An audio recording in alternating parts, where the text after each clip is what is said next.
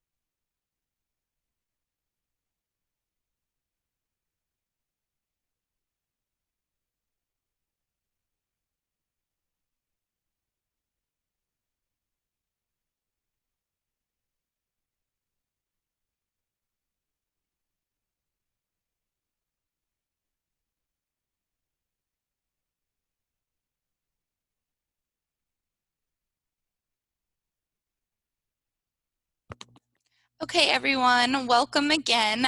We have a lot more people logging in, which is wonderful. Good morning. We're so happy to have you here. If you noticed, just a little bit ago, there was the PowerPoint on the screen. She was running through some sound, just making sure that everything was totally working on her end. So if you saw that, don't be alarmed by anything. The workshop hasn't started yet. It will start at 9:30. So just so that you know, you're not missing out on anything. So if you haven't had your coffee yet, you have some time to go and grab that.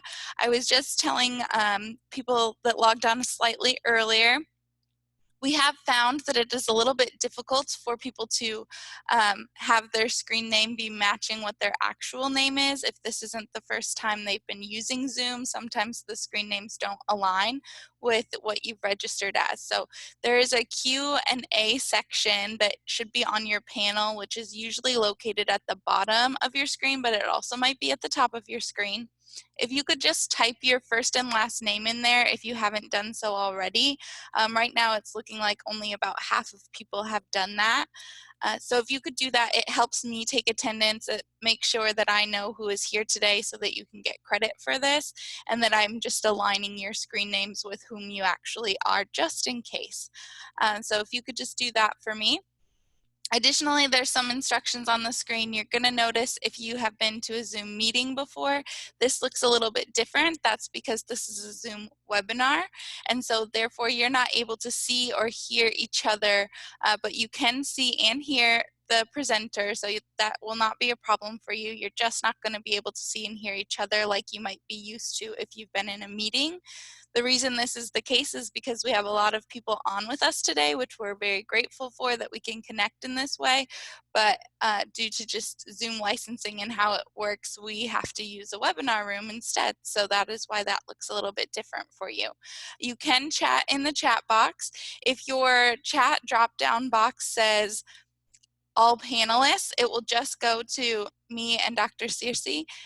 If it says all panelists and attendees, that means everyone in the room can see it. So we usually recommend that if you're wanting just us to see it for any reason, it can be all panelists, but we try to have everybody be able to be in on the communication so long as it's not private information. So try to do all panelists and attendees, and that way everyone can get in on the good information that you're sharing.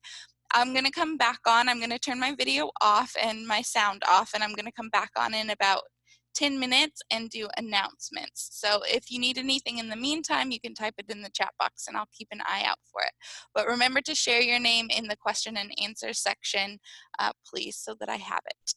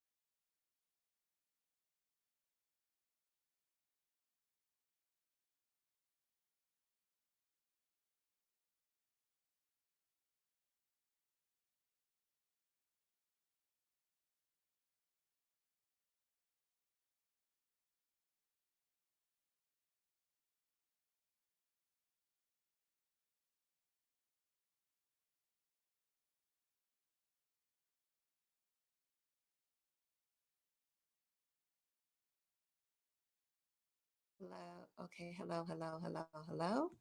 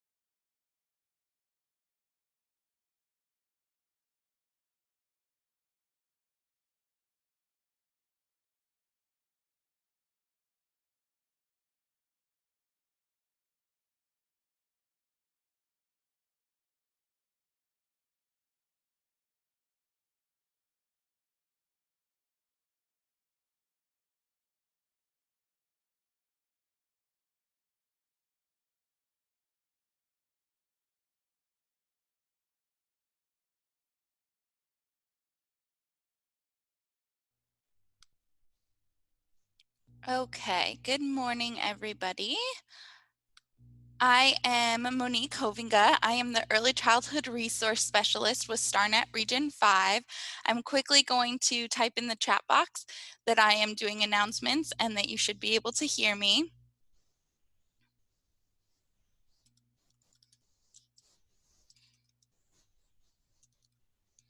Okay, so now that we have that, hopefully everyone can hear us. If not, you can type in the chat box, and when I'm done with announcements, hopefully I can handle that if you're running into any difficulties, but I guess you wouldn't know that I said that if you can't hear me. So hopefully everyone can hear me. Welcome to today's webinar, Changing a Child's Behavior Starts with Changing Adult Behavior, the Power of Reflective Teaching. Our webinar is going to be from 9:30, so now until 12:30. You will get, I think the presenter decided on one break. She'll give you one break, a larger break, around 15 minutes. So we do also have today's webinar in a webinar room versus a Zoom meeting room. So if you weren't on earlier, a Zoom webinar room prevents participants from seeing or hearing each other. So there's no video, there's no microphones for participants. Angela and I did decide that there will be a couple of points where we might ask you if you want your video on, and we'll turn it on so that you can share something and then turn it back off. So just be aware of that. That's going to be totally optional, and we'll talk more about it when we get there. But I did want to make you aware of it. But except for those times, you will not be able to see each other. You cannot hear each other. So you have to do all of your communication in the chat box. The chat box is located on your control panel. It's usually at the bottom of the screen, but occasionally can be at the top of the screen. You'll be able to also raise your hand from your control panel. You will also be able to do the Q&A section from your control panel as well. And you can see the participant count. It is pretty high. We're at 170 right now, so we're so grateful to have you all here with us today. And if you want everyone to be able to see your chat, you need to make sure that the drop-down box says all panelists and attendees. If it does not say that, only if it says only panelists, that means that only the presenters can see your chat. So if you do have something private that you would like to share with us, feel free to do it that way.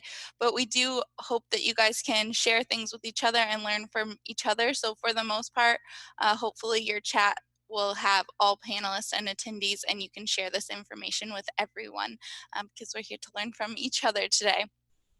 This is ISB approved training, so there are credit hours attached to this training. There's also Gateways credit hours attached to this training. There is not EI credit hours attached to this training. I think we got a few emails about that, but there is ISB hours, and then you'll also have Gateways hours if you use Gateways instead. You will get a certificate at the end if you participate fully. You'll take an evaluation. And then you'll get your certificate from there. We'll talk about that at the end as well, but I want to bring it up now because participating fully means that when the presenter is asking you questions or asking you to type in the chat box that you're doing so, because we do monitor it to make sure that you're just as engaged as you would be if we were in a face-to-face situation. So please keep that in mind, that when the presenter is asking questions, and even when they're not, if you have something that you want to say or share, that you're staying engaged by using the chat box. We do know that times are a little bit different with us all working at home or working from places that we might not be used to working from. And so it is difficult to stay engaged for a full 3 hours. We are understanding of that, but we really, really, really want you to do the best that you possibly can be doing so that you can get this information. Because it was a full day workshop and now it's just a 3-hour workshop, it'll be jam-packed with good information for you. So just remember to keep up with that chat box. If you need anything from me, you can chat with me as well. I'm going to be here the whole time. My video is not going to be on or anything, but I'm going to be here with you monitoring the chat box for you as well. So I am around if you need me. I think that is all my announcements for you at this point in time. Please, if you don't, quickly find some blank pieces of paper, about 4 to 5 sheets, and a writing and or drawing tools handy. I know that there's a few reflective activities, and we just want to make sure that you can take part in those. So have those nearby, have them handy. in the email that has the link for this webinar, which is how you got onto it today, at the bottom of it, there were handouts attached. So hopefully you can have those handy as well. We did have some people ask last time how you can access your computer screen. There is a view options button usually at the top, and you can exit out of full screen view, and that way you can pull up things from your email if you're on a computer.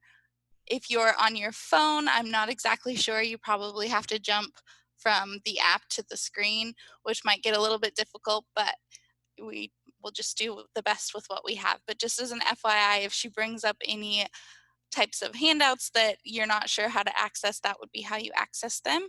And other than that, I'm going to let Dr. Cersei take over from here so that she can get started. Okay, great. Thank you. I think everyone can see me and hear me now. I'm going to go ahead and share my screen.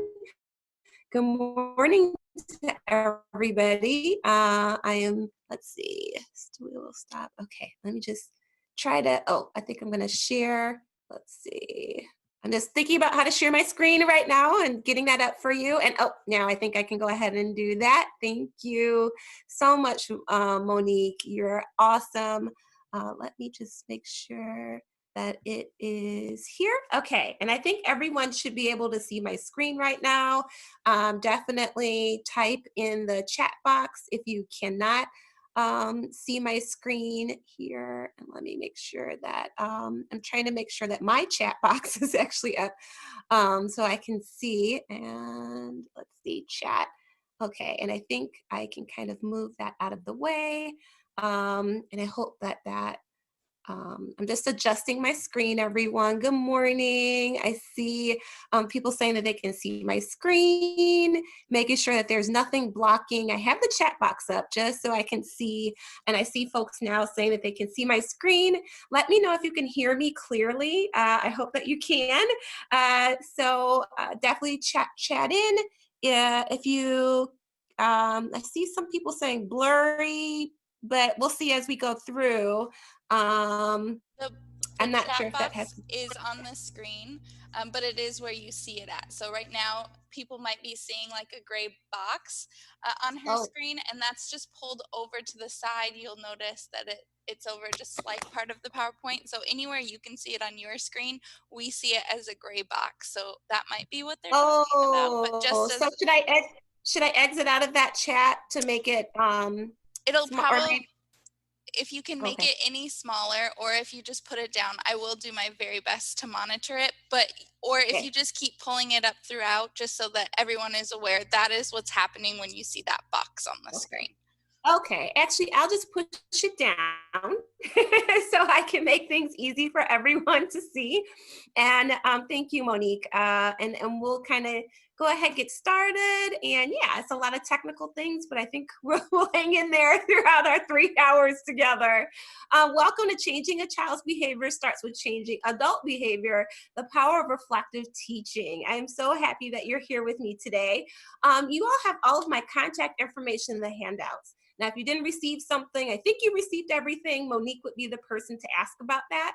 But the handouts have all of my contact information. We just have 3 hours together on a workshop that was actually all day, and we could probably talk about this even more than a day. So if you have, I would hate for any person that is on this webinar to leave with a question unanswered. So if something's not answered through our discussion today, then you all have my email, you have my phone number.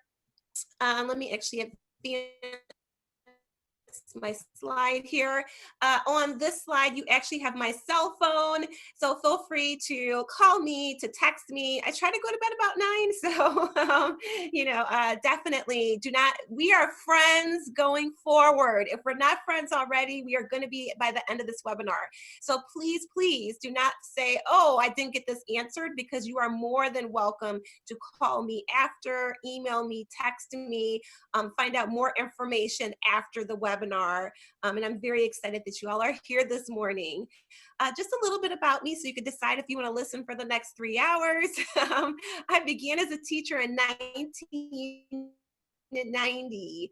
I've taught all age levels, so infant, toddlers, twos, preschool, school age. I've taught sixth grade, eighth grade, ninth grade, and even though they act like 2-year-olds, I have a BA in English and Secondary Ed, a Master of Science in Early Childhood Development from Erickson Institute, and I also have a doctorate in education. And I'm so excited about this workshop because this ties into the topic of my dissertation and my research. And my research showed that basically when teachers adjusted their behavior, then that meant that children had less challenging behaviors. So when teachers had very high quality interactions, there were less incident reports in the classroom which show very aggressive behaviors. So that's very exciting.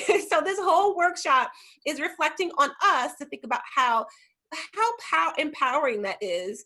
It's not about looking at the child, even though we reflect on the child. It's really about thinking about ourselves and how we're going to interact with the child, family, and coworkers. Other things about me. Let's see, I am a pyramid model, master cadre trainer. That also, if people are familiar with that, ties into challenging behaviors. I'm also a seminar leader and adjunct instructor at Erickson Institute, if you're familiar with Erickson and Chicago. I'm also a professional development provider for agencies that you may be familiar with, like Teaching Strategies or Teachstone. And I'm also the author, or I forgot one, Bureau of Education and Research. And also I'm the author of Push Past It, a positive approach to challenging classroom behaviors. So we'll be chatting about that as well.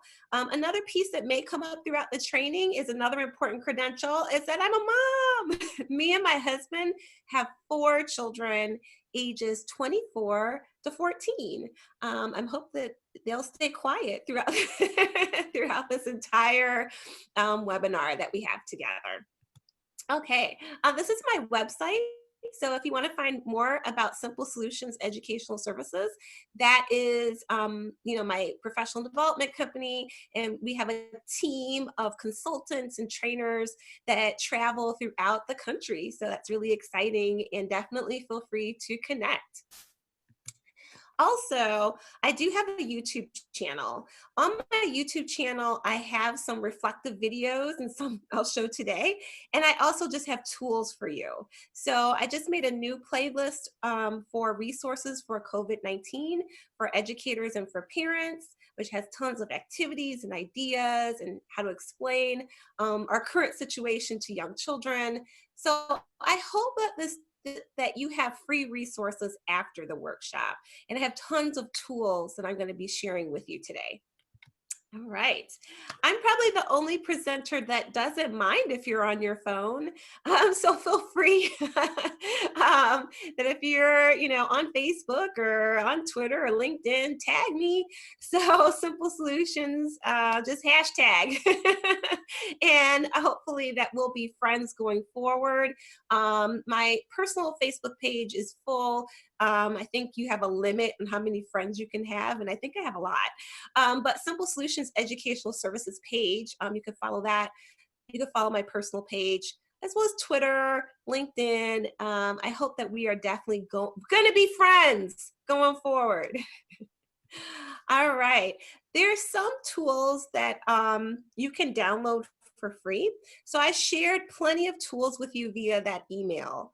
But you can also go to my author page, which is griffinhouse.com, push past it, and download these tools and share them with others. So yeah, it'd be great if you purchase a book, but you don't have to. There's tons of free resources to support you, your staff, and help you to be reflective going forward. So if you actually go to griffinhouse.com and go to push past it, or you could even type in push past it and scroll past the actual book itself, and you'll see some resources on the author. If you click author, then click read more. Then you'll also see a third step where you can click workshop downloadables. And these handouts were emailed to you, but there's actually more handouts that help you to be reflective on that web page. So step 1, author. Step 2, read more. And step 3, click workshop downloadables. All right. So you will need some blank paper. This is interactive, as Monique stated earlier, that's how your attendance is tracked. So I don't know if how you kind of want to leave it on and just walk away. That's not this kind of workshop. So have some blank paper ready. I will have us do activities, and then I'll have you maybe like share your screen and kind of show us your activity or show us your drawing. We're going to be drawing, we're going to be writing, and we're going to be reflecting. The workshop is from 9:30 to approximately 9:40, 9:45. As you're like, wait, is it 9:40 or 9:45? I was kind of playing around with that time to make sure it's, not bing on the dot, but close to that time. That's going to be 15 minutes, and then we'll go back to the workshop approximately 11 to 11:15-ish, and then kind of wrap up, and we definitely are ending today at 12:30. All right, so you can kind of plan if you need to check in with your child for e-learning, or if you need to get snack for someone. I definitely recommend having snacks outside your door if you have children, a little basket out there, to keep them occupied. All right. Well, the first thing we're going to do is just get to know each other. This is going to be really quick. Your name is kind of already in there. You could put your ages here, your role, but the main things I want to hear about your strategies and your questions, or any challenges you want covered today. So let me see if I can actually pull up my little chat box. Oops, I went forward in the PowerPoint. I think I kind of lost my chat box when I went out of it. So maybe Monique can actually help me to see kind of challenges or questions that are popping up.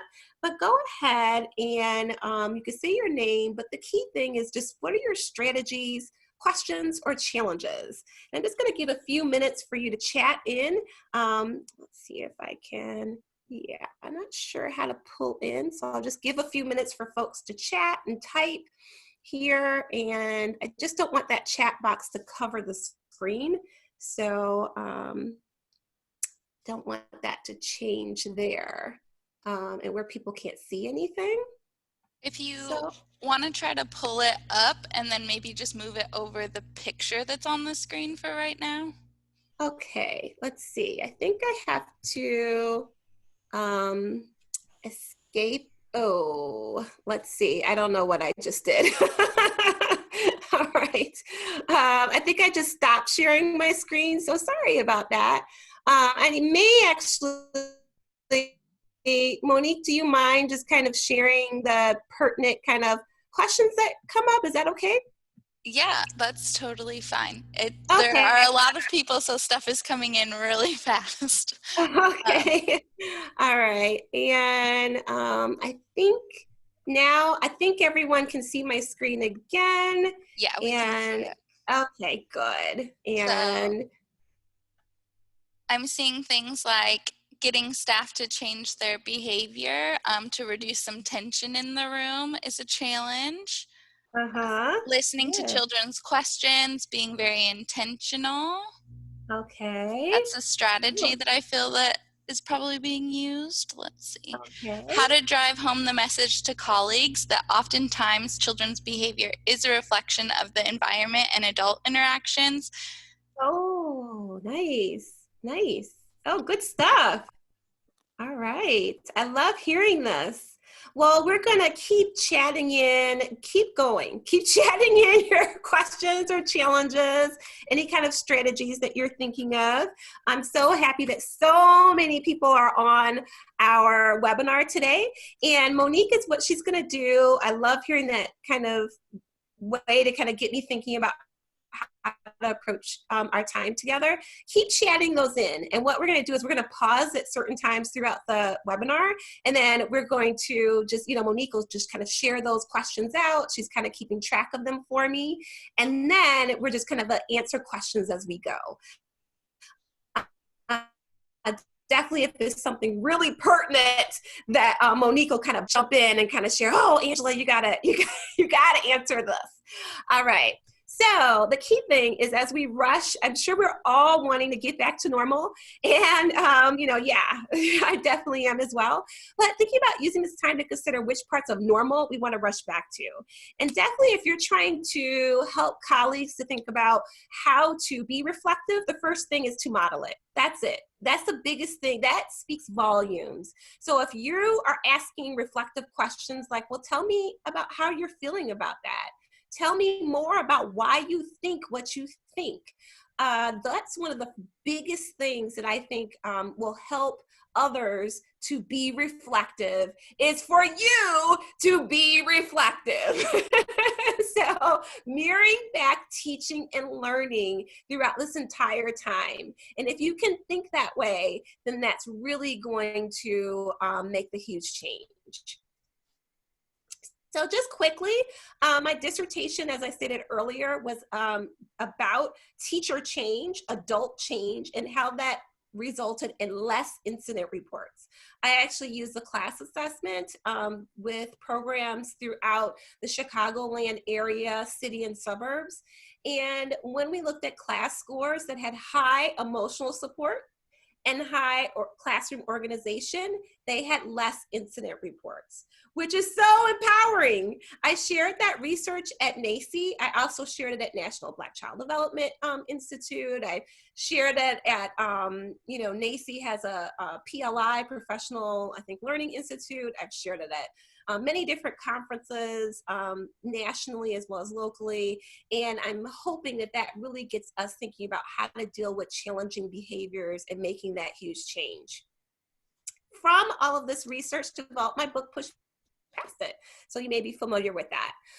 For those of you who do have the book, I've been asked to say, oh man, could you give us the cliff notes? So you don't have to have that book to understand this training, but I did highlight page numbers for those who do have the book, just so they get those cliff notes, especially if you're having a challenging behavior. You do not have time to say, let me read this book right now. So that's the only reason the page numbers are there, to help those who do have the book know what are some key pieces they want to go back to.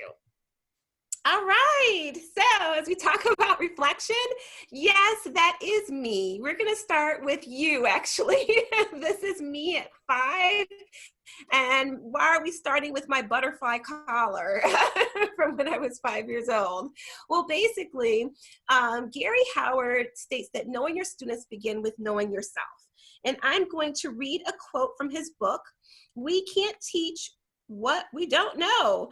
And he talks about, actually, I'm going to get to another quote, but I just want to highlight what he's saying is basically that we have to know our students by knowing ourselves first. The quote I'm actually going to read is from Parker Palmer's book, The Courage to Teach, Exploring the Inner Landscape of a Teacher's Life. Teaching holds a mirror to the soul. If I'm willing to look in that mirror and not run from what I see, I have a chance to gain self-knowledge. And knowing myself is as critical to good teaching as knowing my students and my subject. In fact, knowing my students and subject depends heavily on self-knowledge. When I do not know myself, I cannot know who my students are. I will see them through a glass darkly, in the shadows of my own unexamined life. And when I cannot see them clearly, I cannot teach them well. Right. So we're going to talk about those history, your own history of crying, tantrums, aggression, your own temperament, and your own cultural lens. So starting with thinking about child behavior begins in an awkward place. A lot of times programs are very surprised by that. They want to hear, where's the strategy for dealing with this child? I'm actually providing mental health consultation with many sites, and it does take some sites when they first start working with me to understand. I often ask questions to begin with the adult instead of the child. So that's what we're going to be exploring today. And for me, I would always hear these statements, right, as an educator. Knowing yourself begins with knowing the child. And right, or vice versa, actually. Knowing the child begins with knowing yourself. And everybody would probably say, amen. And then we go back and we do not show the behavior that goes along with that. So what I've created are tools besides amen, yes, and everybody would agree, but we want to be able to show the behaviors. So please, as an educator, as a teacher, as a therapist myself, yes, it all sounds lovely, but I need something concrete and practical. And that's what we're going to get in today. All right. So first we're going to start with some of the things that go through our heads as we deal with challenging behaviors. Definitely chime in the chat box if you have felt these things. And then also if you can't hear anything as you listen to this video. No, what are you waiting for? Do it! Just do it!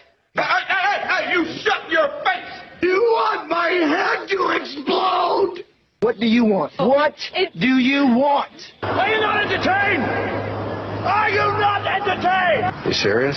I just told you that a moment ago. You're what the French call les incompétents. What the hell? Honestly, every time I try to do something fun or exciting, you make it not that way. I said listen to me!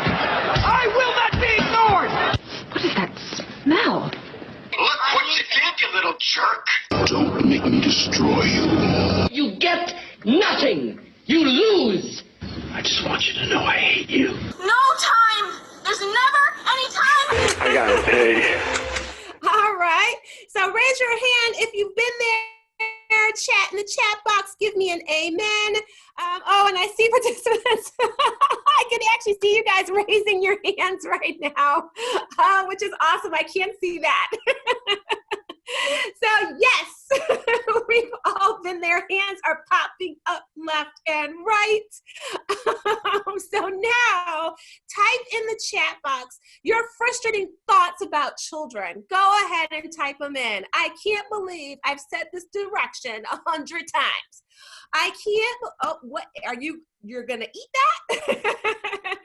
Please stop. I mean, think of the things, even if you're off, I actually had on my Facebook all the things that we haven't said since we've been out of the classroom. Put that down. Don't do that. What are you doing? Why are you doing it? Why are you making this not fun? I want this activity to be fun, and you are not making it fun. Okay. Have fun. These are some of the things, type them in, that go through your mind. Dealing with children, wow. Come on, everybody. It is a lot. It is definitely a lot. Okay, get it out. Get out all those feelings that you just keep inside your head. That you're like, are you serious? Are you for real right now? So keep them going. All right. It's not just children. It's also families, and it is also coworkers. So let's actually take a minute and hear what teachers really say about discipline. I told one parent, your kid in here throwing tantrums. Parent gonna tell me, I just usually let her get her way. I see what the problem is. It's you. Give me an amen if you have been there. Again, raise your hand. You're like, are you serious? Are you really serious? Okay, right now. So I've had parents say all things to me. You're a babysitter. I don't have rules at my house. I don't have rules till you're 12. I was like, you don't have rules till you're 12. So it is the things that families also say to us. It's not just families. It's also our coworkers. So let's just actually take a minute now and think about the coworkers, right, that we have to deal with as well. I wish I would sit in the break room with them. They messy. They always keeping up confusion. I hate them. And Sammy swear he's somebody's boss. You're not my boss, Sammy! Okay. Oh, I hate this job. All right. Yes. The children have, sorry. I told one When parent, children your kid in here have throwing tantrums. challenging behaviors, sometimes it's not even the child. It is your coworkers, and it's the families that you're having issues with. Type in any frustrating thoughts that you have about your coworkers, your boss, families. Type them in right now. I've thought things when a child has a challenging behavior, like, ain't nobody got to go to the bathroom that many times. You leaving me with these kids. Now where you on an adventure too? She not gonna be back for another 10 minutes. What is going on? Or even, like we said, the families, we're dealing with them. Oh, your boss. Yes, I've had bosses say, I'm not giving out raise. I'm just going to give out my opinion.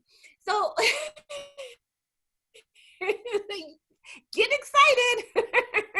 So type in the chat box. This is Vegas, everybody. Type in your frustrating thoughts about coworkers and about families. I promise I'm not going to tell. All right. Does it feel good? Oh, yes, it feels good. Let it all out. All right. I'll give you another second here to type in the chat box. All right. Now we're actually dealing with this huge change, right? That we're all experiencing because of COVID-19. So besides all those feelings we were feeling about children and about families and about coworkers, now we have new concerns. I went to HEB and I accidentally coughed. I could have swore I heard somebody say, stone him! They said they finna try to implement online learning. Kids wasn't learning offline. They wasn't doing no work at school. What make you think they gonna do work at home? I feel sorry for the parents. Feel my pain. They gonna send me an invitation to a virtual meeting. I sent them a virtual excuse saying that I was gonna be virtually absent. I ain't never really like to meet with y'all in person. Come on, folks. Give me some feedback. Raise your hand if you've been there. If you're feeling that right now, and you're like, are you serious? Are you really serious? Right now. All right, I see those hands popping up. I see them. So now, go ahead. Type any new frustrating thoughts that you are feeling right now. You're stuck in the house. You have children of your own. You have the stress of like, what is really going on? I mean, it's been throughout my lifetime. Well, that's never happened before. Oh, that's never. I was like, how many crises? First it was this crisis. Now it's this new crisis. I just think all I felt is crisis, right? I'm laughing so I don't cry. So type in those thoughts that you are feeling right now in this moment as your child is literally whispering in your ear, mommy, mommy, mommy, mommy. Right now, someone is probably distracting you from the very training that you're having to reflect on, right? And you're trying to learn all these new skills. So go ahead and type in those frustrating feelings, okay? It's just our secret. All right. Okay. So now let's all breathe in. And now we're going to dig in to how to deal with all those feelings with children, with coworkers, and even with life. So the first thing is I start in chapter 2, I start thinking about what's going on inside of you. So what I want you all to do right now is I want you to draw yourself as a child. Draw yourself as a child. And then feel free to draw however you want. Some of you, you are teachers, so some of you may have markers near you. Teachers are very creative, even during a webinar. They might have different colors. Draw your own picture of you as a child, okay? Draw yourself. If you don't work with young children, you could also draw yourself as a new teacher. If you want to do that and you're trying to appeal to other adults, okay? And go ahead, and I will give time for us to kind of show our drawings here. Okay. So I'll give you a minute here to make that artwork. This is a picture from another training, and I started drawing. I got kind of loopy on the lips here. I was trying to make a frown on my drawing.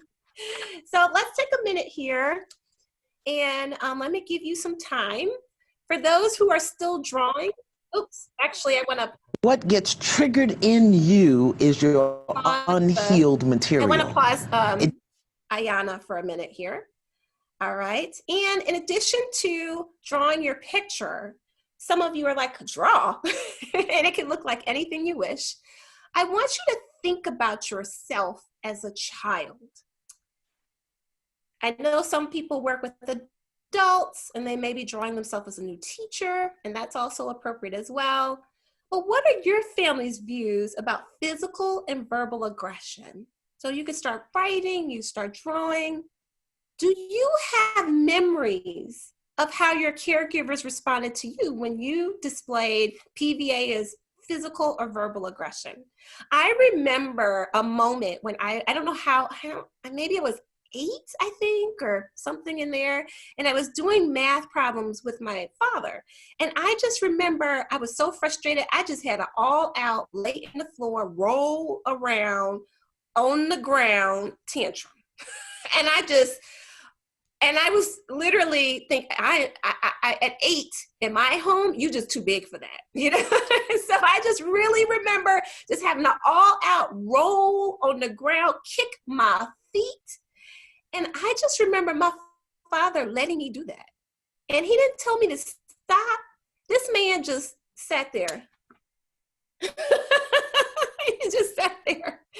And then he just let me do it, and I stopped. And then he didn't say anything. And then I got up, dusted myself off. He looked at me, and I knew I just need to do the math problems. But I'm so grateful that he let me just act basically crazy, just like what my mother would say, act a fool, right there for that 2 minutes. My parents were inconsistent. So there were times where they said, hush up them tears. They said, I'm going to give you something to cry about. My mother in her shoe. That shoe would get you sometimes. How do you wish someone had responded? Sometimes I really think about that moment that my father just let me cry and how that felt good to just let it out. I didn't always have the opportunity to do that. They'd be like, smile, look happy, whatever. How do you respond to your own children? How does your response change from your personal life to your professional life? I definitely, as my children, if they could get on this webinar right now, would contest to the fact that I often act completely different in a professional way than I do in a personal at home way. Usually I'm screaming, I'm just, right? Stop it! After I worked all day helping other people reflect, I have a hard time reflecting. And then how does PVA, which is physical and verbal aggression, make you feel?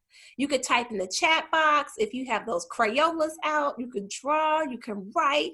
Go ahead and take this time. It's a time that's actually very rare. If you are a leader or you are a co-teacher, I have this activity inside chapter 2, pages 22, 23, and also 26, where there are reflective activities to help. Sometimes it is not just jumping in this child's behavior. That's not where we start. Sometimes that child's behavior reminds you of another child. Sometimes that person's behavior reminds you of your 3rd grade teacher. Sometimes that person's behavior reminds you of your ex-husband. And right? Sometimes someone's behavior, sometimes what triggers you has to do with what's going on inside of you, right? So Monique, let's see if anybody wants to share their writing, their drawing. Let's see, these are some educators. Let's see who wants to show us their drawing right now. Okay, so and I see some people. Yeah. The first thing that I'm going to do is I'm going to pull up the participant list. And I'm going to put down everyone's hand because I want to make sure that I'm not volunteering anyone who's not volunteering. So if you would like me to move you quickly to a panelist, I'm going to have it so that you can turn your screen on and share with us what it is that you have drawn today. So I see a few people are raising their hands. What do we think, like 3 to 5 people? Oh, just like, yeah, I know it's a big group and everyone's excited, but about 3 people would be great. Okay. Just show their picture. So we have and, enough volunteers. I'm going to move some friends over then. Okay.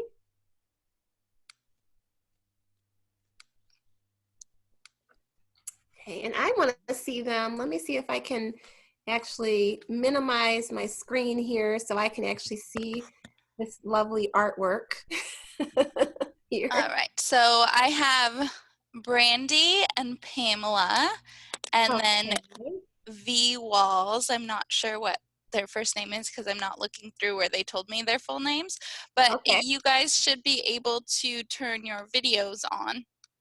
Okay, and I'm just trying to find, I'm actually going to stop sharing my screen just for a second so I can see again. Okay, we're seeing a couple of you come in. Good. Okay, so we have our 3 volunteers.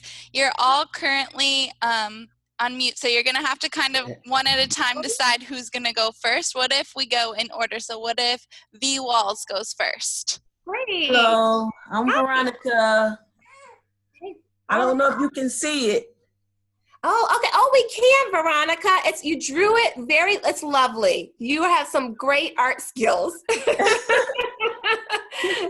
I do it as a hobby. Oh, very nice. We love it. Thank you. Thank you. All right, and who's next? I muted myself. Brandy, do you want to go next?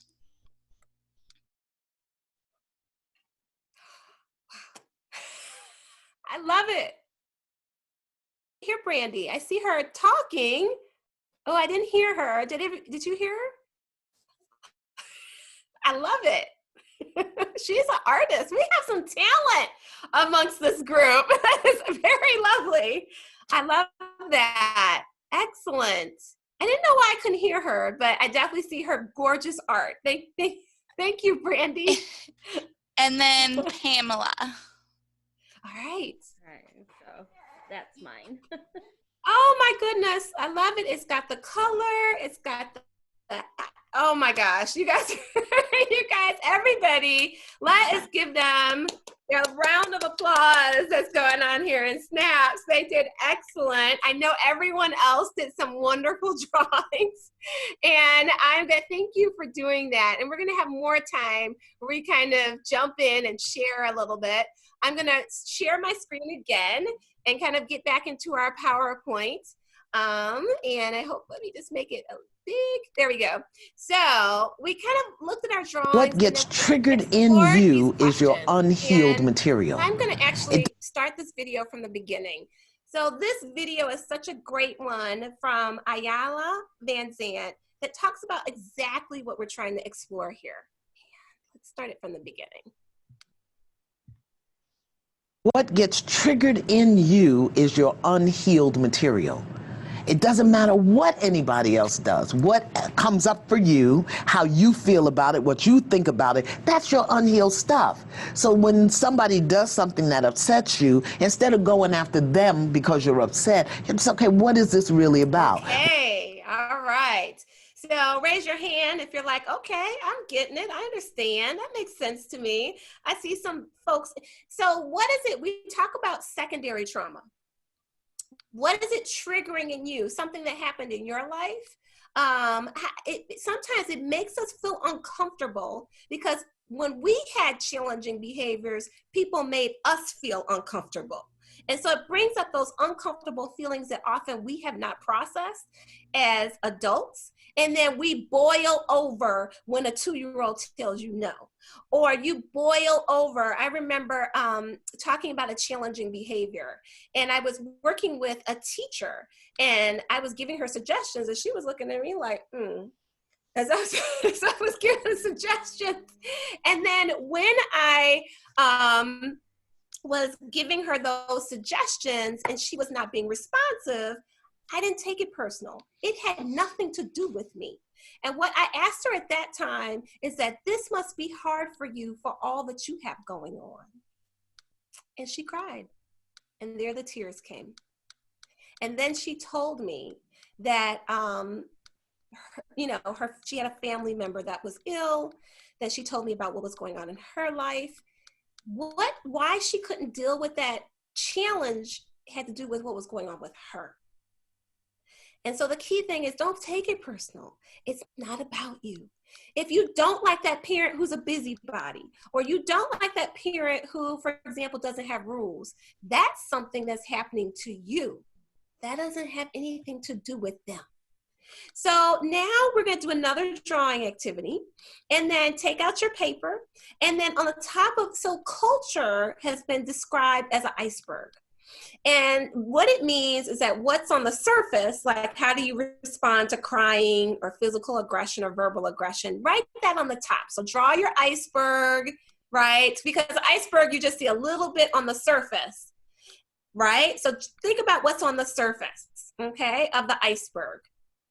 Draw that and write down ways you respond to crying, physical aggression. You'll say something like, it's okay, right? Or you say, some people, hopefully you're not saying hush up them tears. All right, you could be, big boys don't cry. Let's be a big girl now. Why would you hit that little boy? You know, so let's ask questions. Right? So think about how you refer, or a child is cursing like a sailor. You're like, oh, what? Oh, what? And with the tone too. You're using it right appropriately. Right? That time. So write that. And then now you can write one or two. Okay. Sometimes with the crying, you're like, oh, well, let them cry it out. You know, that make them strong. That make them stronger, right? You know, so those are some things that I've heard. Some people respond like, oh, I need to respond right away. You know, some people respond differently to crying as opposed to physical or verbal aggression. Some folks will respond better if a child is, like I said, crying is an easy one for me. Like, I'm fine if you cry. I'm like, ooh, your mama coming, you're going to be all right. Your mama coming, you're going to be all right. Your mama coming, you're going to be all right. You know, you okay. I actually, as a teacher, people would bring children who are crying into my classroom because it didn't bother me. But spitting, yeah, that's just disrespectful. You going to spit on me? Okay. So think about that. Now you started really drawing. You probably have your picture of yourself. You could use the same writing all around it, maybe on the back. You might be using the back of your paper, and you're writing down what you're actually, let's dig into what's underneath. So let's look at what age should children be given roles? Is it good for babies to learn to calm themselves when they cry? At what age should a child be allowed to make choices? We were talking about dealing with challenging behaviors, and we were talking about choices. And the teacher's like, well, shouldn't children just do what adults tell them to do? Shouldn't that be the choice? Do what I said. Isn't that a choice right there? Our tantrums are a reflection of parenting skills. What are you feeling about that parent? Maybe you don't have any feeling about that child, but you're having a feeling about that parent. You're having a feeling about that coworker. Does this bring up past trauma for you? Oh, that's how Uncle Bobby went to jail, doing just what you're doing right now. I remember. Okay. So it's bringing up something for you. Well, I remember how I did that, and that did not work out well. So let me help you get on the right path. Okay. Or a traumatic event of being hit, domestic violence. Okay, so now I'm just going to show you just a little bit of the things that are in my iceberg. And so at the top, you know, I've done things like, oh, it'll be okay. Your mama coming to be all right. Your mama coming, she's going to be okay. But then when I see someone behave a particular way, I might be thinking, I don't like the way she did that, because that's just how my third grade teacher would respond to me. She said, finders, keepers, losers, weepers. So first of all, that ain't even a rule. That's finders, keepers, losers, reapers. That's not a rule.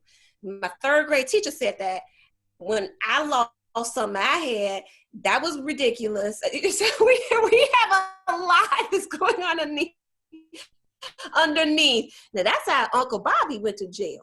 And that's how, right? Or you might have domestic violence or your own trauma. What is this bringing up for you? So I'm just basically just showing you my drawing, and we're actually going to, again, just think about if we have some volunteers tears. You don't have to share anything personal, but you can share something like, oh, when a child cries, you know, I think this. Or, well, why everybody always got to have choices? You know, that's not how I was raised, okay? So we're going to open up again to see if folks want to raise their hand. I'm actually going to stop sharing my screen. Okay. I do see some people raising their hand, and I figured out what happened the first time. I think they were only able to see the first video, which I apologize for. It has you automatically follow around the speaker, so when we couldn't hear the second person, I think they weren't able to see. So hopefully I have fixed it. So I see that we have 2 people's hand raised that I will move. If there's like one more person, we've got 3. Okay, I'll move them over 1 minute. Okay, thank you, Monique. Isn't this good? This is just like a face-to-face. We're hitting it. We're digging in. Thank you all for being so open and joining in. Very nice. Thank you for sharing. So it's some personal stuff. We can't wait to see your iceberg. Okay. Okay, Mimi, do you want to go first since you're up and running? Well, I'm in my bathrobe.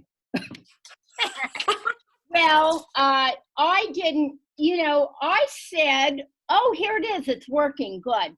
I said I would walk away actually at the point that there is, the child is escalating, and I have a picture of myself with an arrow walking away, and that's because the concept of mirror neurons that are located on the side of your head, and if a kid is, if somebody's getting louder, then with the mirroring, if you get louder, then that person is going to get louder.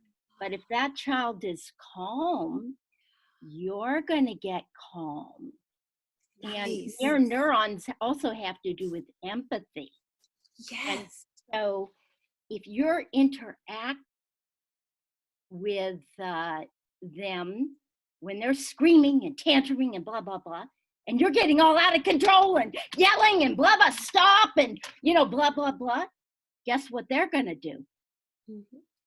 Get all crazy and blah, blah, blah, and blah, yeah. Yes. But maybe you need to walk away or, you know, get real quiet and, you know, and get something soothing for them. And yeah. See how I'm modeling it right there? In my You are. And I'm not a very good drawer, but that's what I said. So Thank you. So there we are. And guess what? I figured out how to do this video and raise my hand. Am I well behaved today? You did it. Awesome. Snap. And let's keep going. Belma, do you want to go next? Belma? I'm going to unmute you. Uh-huh. Oh, can you see? And then I can see the sentences that I wrote to you, what my mom did with me. I don't remember to make tantrums. But when I behave really bad, I remember my mom looking at me with severe eyes.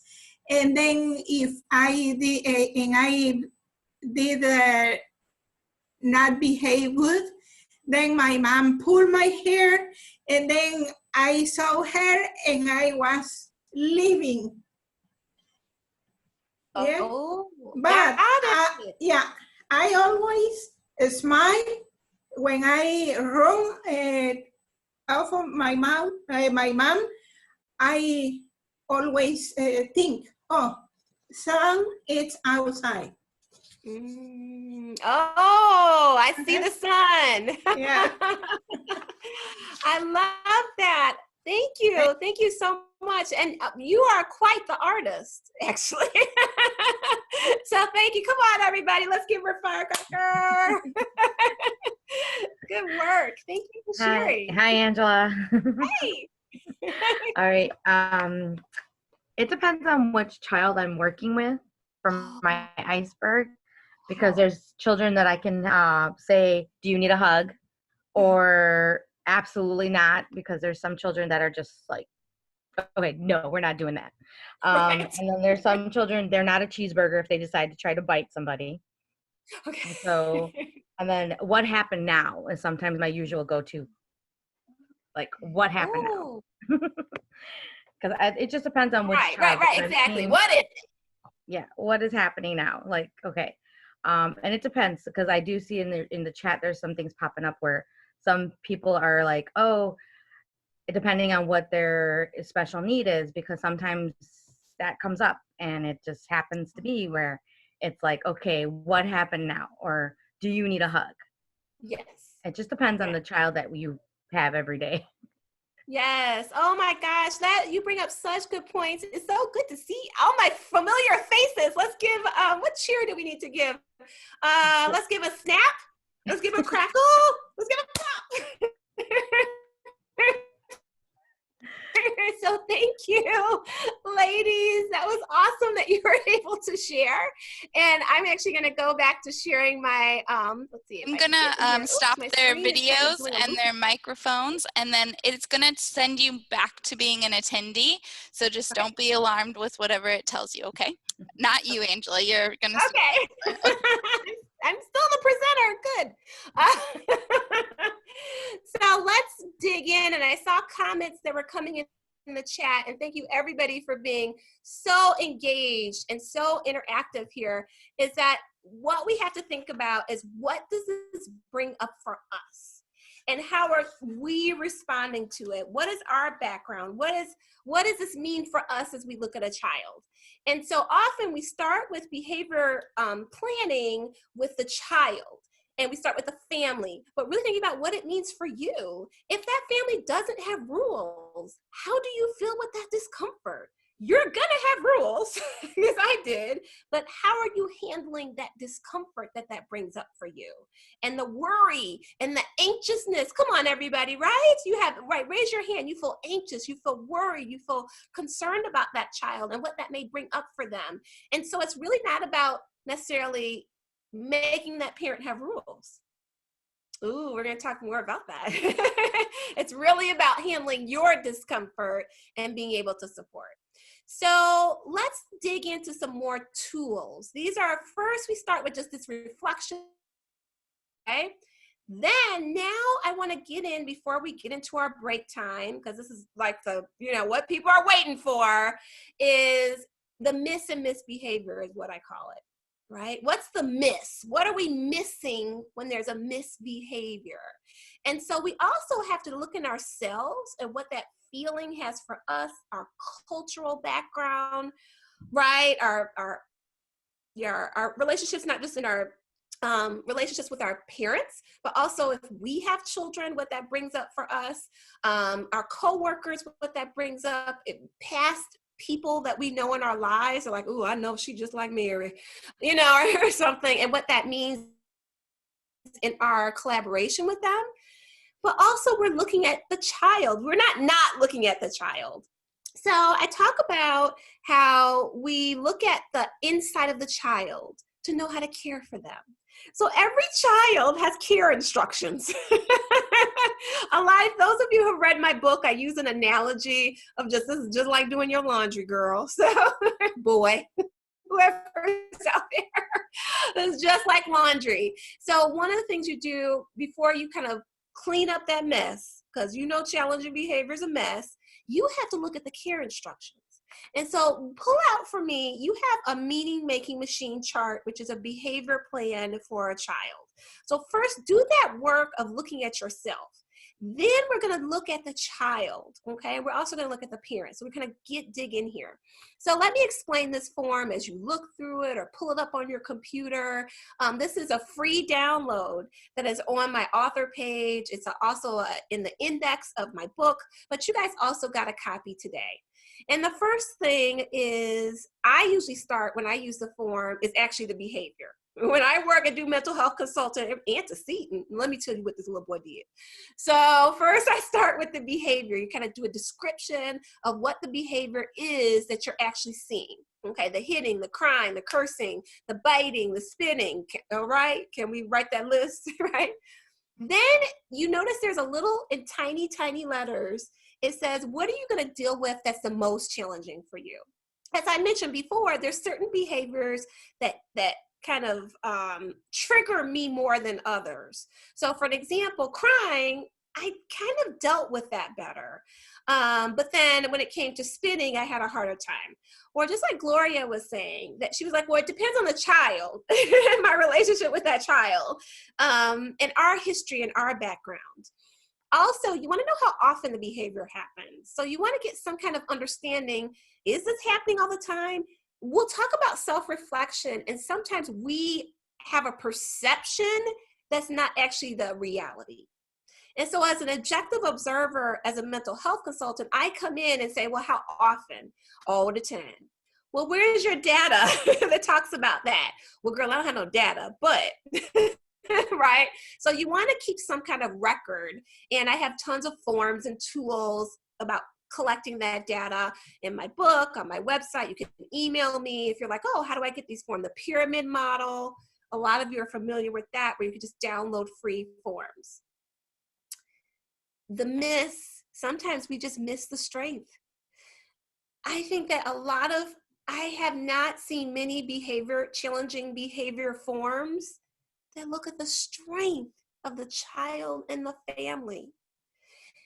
I had a little boy, and some of you know this story because I tell it often with my challenging behavior. It's in my book. I had a little boy that bit a chunk out of another child's face, and it was awful. It was terrible. Yes, honey, a chunk, the skin out of that child went out on a stretcher.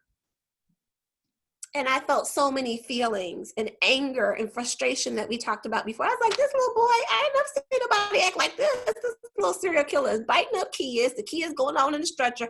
I felt all of those feelings. And then once I really looked inside of him, some of you know in the story that we find out that he has been exposed to trauma. He may have been drug exposed. His mother was in treatment for drug addiction. He's been homeless. Now y'all starting to be like, oh, little girl, what happened to the baby? As I describe his background. And once I actually looked inside of him and his world, I could find his strength. And his strength was that he loved music. And so once I realized he loved music, most of my strategies were around music. His mom had a strength. At first I was like, I know you didn't brought this little boy knowing he bite people, when I was first. But then when I looked at mom, she just wanted to help her child. She was bringing him to school, even though sometimes I wish she wouldn't. That was inside of me. But she was wanting to make a change. Other parts of the form look at the antecedent, what happens before the behavior. It looks at lifestyle. I wasn't really examining the child's background. It looks at what I do. How do I respond? So it reflects, how do I respond that's different from the other teacher? What's the purpose? This is looking for the miss. Misbehavior is a miss. Something's missing. That child, it doesn't have speech, is missing. That child doesn't have rules, is missing. So that child, doesn't have a connection with me, something's missing. That's just because you have a miss doesn't mean you don't have strengths either. So I try to use this self-reflection form to help us think about what is missing in the child, what is missing in us in our response. Maybe the miss is not in the child, but in how I respond to the child. And so therefore, this form is used to reflect on that. Okay, so raise your hand if you're liking it. Just give me a, hey, this is okay. I feel like I'm getting this. I'm understanding. I love the raise hand because I can easily see that. And it gives me instant response. So you want to dig in this form, as I want to share with you, you have the English version. There is a Spanish that is on my author page that I mentioned earlier. So you can download the Spanish meaning making machine that you are getting meaning. Oh, I only got 36. Okay, keep them hands going. That Spanish version. There's also a Mandarin version, and I have yet to get that on to the Griffin House author page, but I can email that to you. So it's an English, Spanish, and Mandarin. All right. Then if you flip the form over, so some of you are kind of scrolling in your computer, you may be scrolling down or you printed it. I have it where you can print it as a front and a back. And so this is a tool. Everyone says, well, be reflective. Okay, give me some steps. You know, it's kind of like, or you think you're being reflective, but you don't have a tool to assess that by. I think I'm reflective. It's, for me, a good example is that at one point, which I need to get back to, as I said, I'm going to exercise. And I had like a trainer come out, and then we talked about exercising and making this exercise routine. And she said, well, show me, you know, how do you do jumping jacks? And then I started doing my jumping jacks. And she was looking at me, and she was like, what are you doing? And I was like, jumping jacks. And she was like, that is not how you do. What are you doing? That is not how you do jumping jacks. And I was like, that's not how you do jumping jacks. How do you do jumping jacks? And so the way she had me do jumping jacks, I started sweating. I was like, oh my. Once I started, I would actually exercise and not break a sweat. When I exercised with the physical trainer, I broke a sweat. If you ask me, I say, oh, I exercise. This is not exercise. This is how you do a jumping jack. So we all like to think we are reflective, but what kind of tools are you using to help you do that self-reflection? So I hope these tools that I'm showing you help catch that self-reflection. Now, for those who are thinking about break time, we have about 10 minutes coming up before we actually take our break. So a couple things on this. Now you've reflected on what's actually happening. You've made meaning. Now this is where you're actually starting to make meaning of your strategies. Everybody want to come give you some strategies. I've had kids who, you know, biting, scratching. The child that I mentioned, I didn't realize it was a 3-prong approach. And this mirrors like some things that you've heard, like the pyramid model. It mirrors that every behavior plan must have 3 prong, not 1. And I realized that I was more heavy on preventions as opposed to dealing with the behavior in the moment, or I hardly ever did any kind of change the child, which is social emotional teaching skills, before the behavior happened. So then this part, and this may be a review for some of you who've seen this form before, that then you pick 1 or 2 strategies from each section. Now, the bottom part, everyone wants to give you strategies. You will never take a strategy unless someone has done the ABC part. Everybody wants to, oh, you got such and such as biting. Well, this is what I did. What you did doesn't fit with this child, fit with this classroom, and what you did doesn't fit with me. So everything that people start just handing you like Tic Tacs, start handing you strategies, right? Dropping off strategies like they UPS. You don't drop off strategies. You know how your administrator be just handing out, you know, strategies and then leave? Sign for, it's like UPS. You sign for the strategy on your action plan for what's for your job. I will talk to the child using common words. And then the people leave you with the strategies in your action plan, but they haven't left you with any way to reflect on that plan or how you're supposed to implement it. Can I get an amen? Raise your hand if you've been there. And so here I want to give not just tools, but a way to reflect on those tools. So we use, first of all, they give you strategies and no way to organize it. Change you is anything that is changing the lesson, the environment. It's something that changes the adult in some way, okay? So change yous are preventions or changing environment. Change the child is teaching children new skills. So I didn't know the difference between that. So change you would be, for example, shortening circle time. Changing the child is creating a social story about how to act at circle time. Change the consequence is looking at my response. You have 3 buckets. It's not one. So everybody would just throw ideas at me and I had no way to organize the ideas. Last is at the bottom, you might need your glasses, reading glasses, is warning 1. All strategies should be given 4 to 6 weeks before applying a new strategy. I looked at tons of research. Some say 4 to 6 weeks. Some people say that's not a real number. I found it to be the sweet spot. Give it enough time for to see if the strategy, if I'm good at it, if the children are like, why she get a tuck of the turtle? I want a tucker. So you got to give it enough time for the other children in the classroom to understand the strategy. And often strategies sometimes don't work initially. It typically, there's some research that says 4 to 6 consistent weeks about to create a habit. There's also research that says, oh, that's not the magic number. But in doing behavioral mental health consultation, I do find that's a great sweet spot of 4 to 6 weeks to do a cycle of reflection. It's not like after 4 to 6 weeks the behavior ends. It is just that that is a cycle of reflecting on how your plan is going. Warning too, it's normal to see behavior get worse before it gets better. The most intense behavior, actually in this workshop, I should have put in a picture that I had in a classroom. I mean, the classroom was torn up. It was actually torn up. And this was in December. And as a mental health consultant who's seen lots of challenging behaviors, I cried on that day. It's not that just because I've seen so many behaviors, I work as mental health, that I have magical answers. It is intensive reflection that helps you to find the answers. Everybody wants to look outside themselves to somebody else for the answer. You already have the answer. It's just how do you organize the answer? How do you reflect on how it's going? How you adapt it as it goes on for you and for your team. If that family does not want to try that strategy, then that's not the right strategy for them.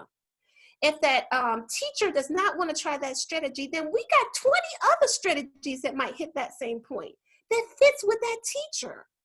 If you don't believe in it, if it's not meaningful, it's not going to work. Okay? So change the child really begins with the adults teaming together to think about how they can change themselves, adapt for the needs of that child, and work together as a team.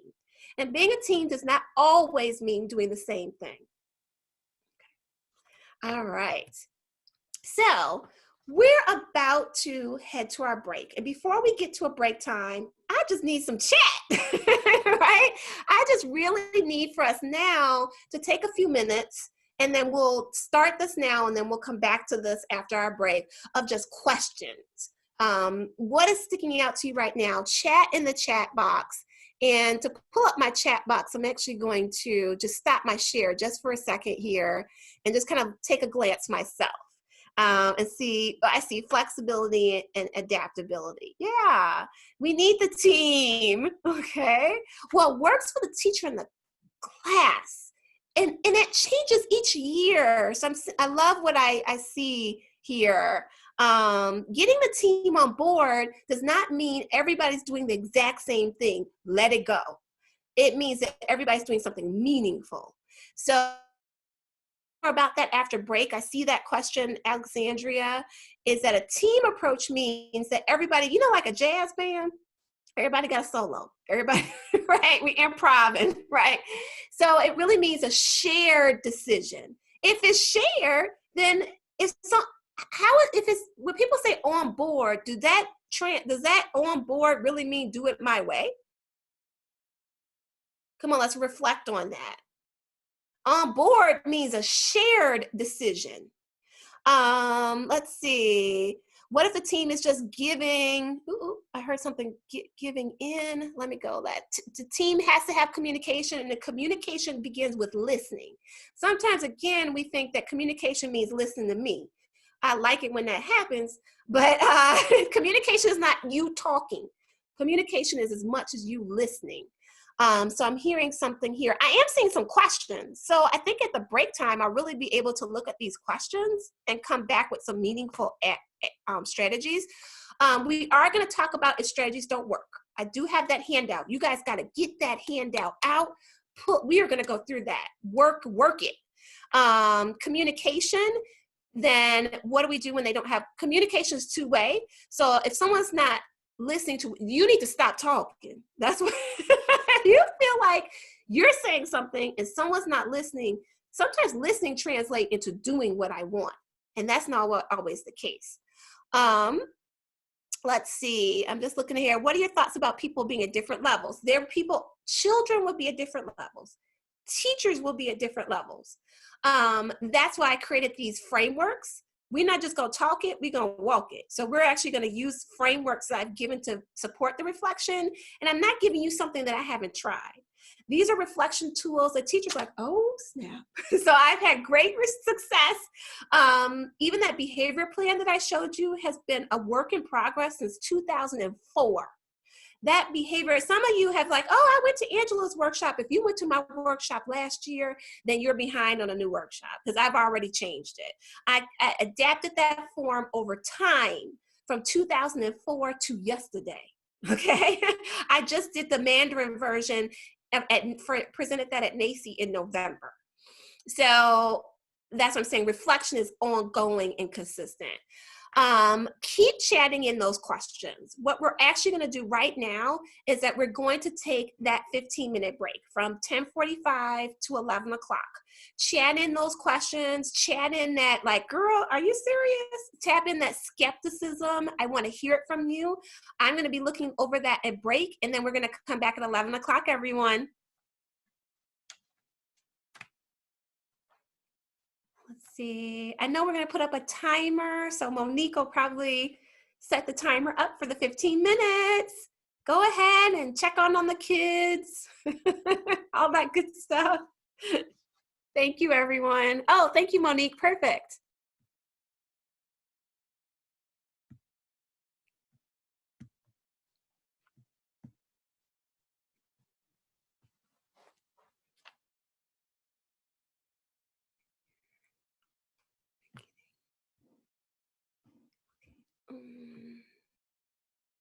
There we go.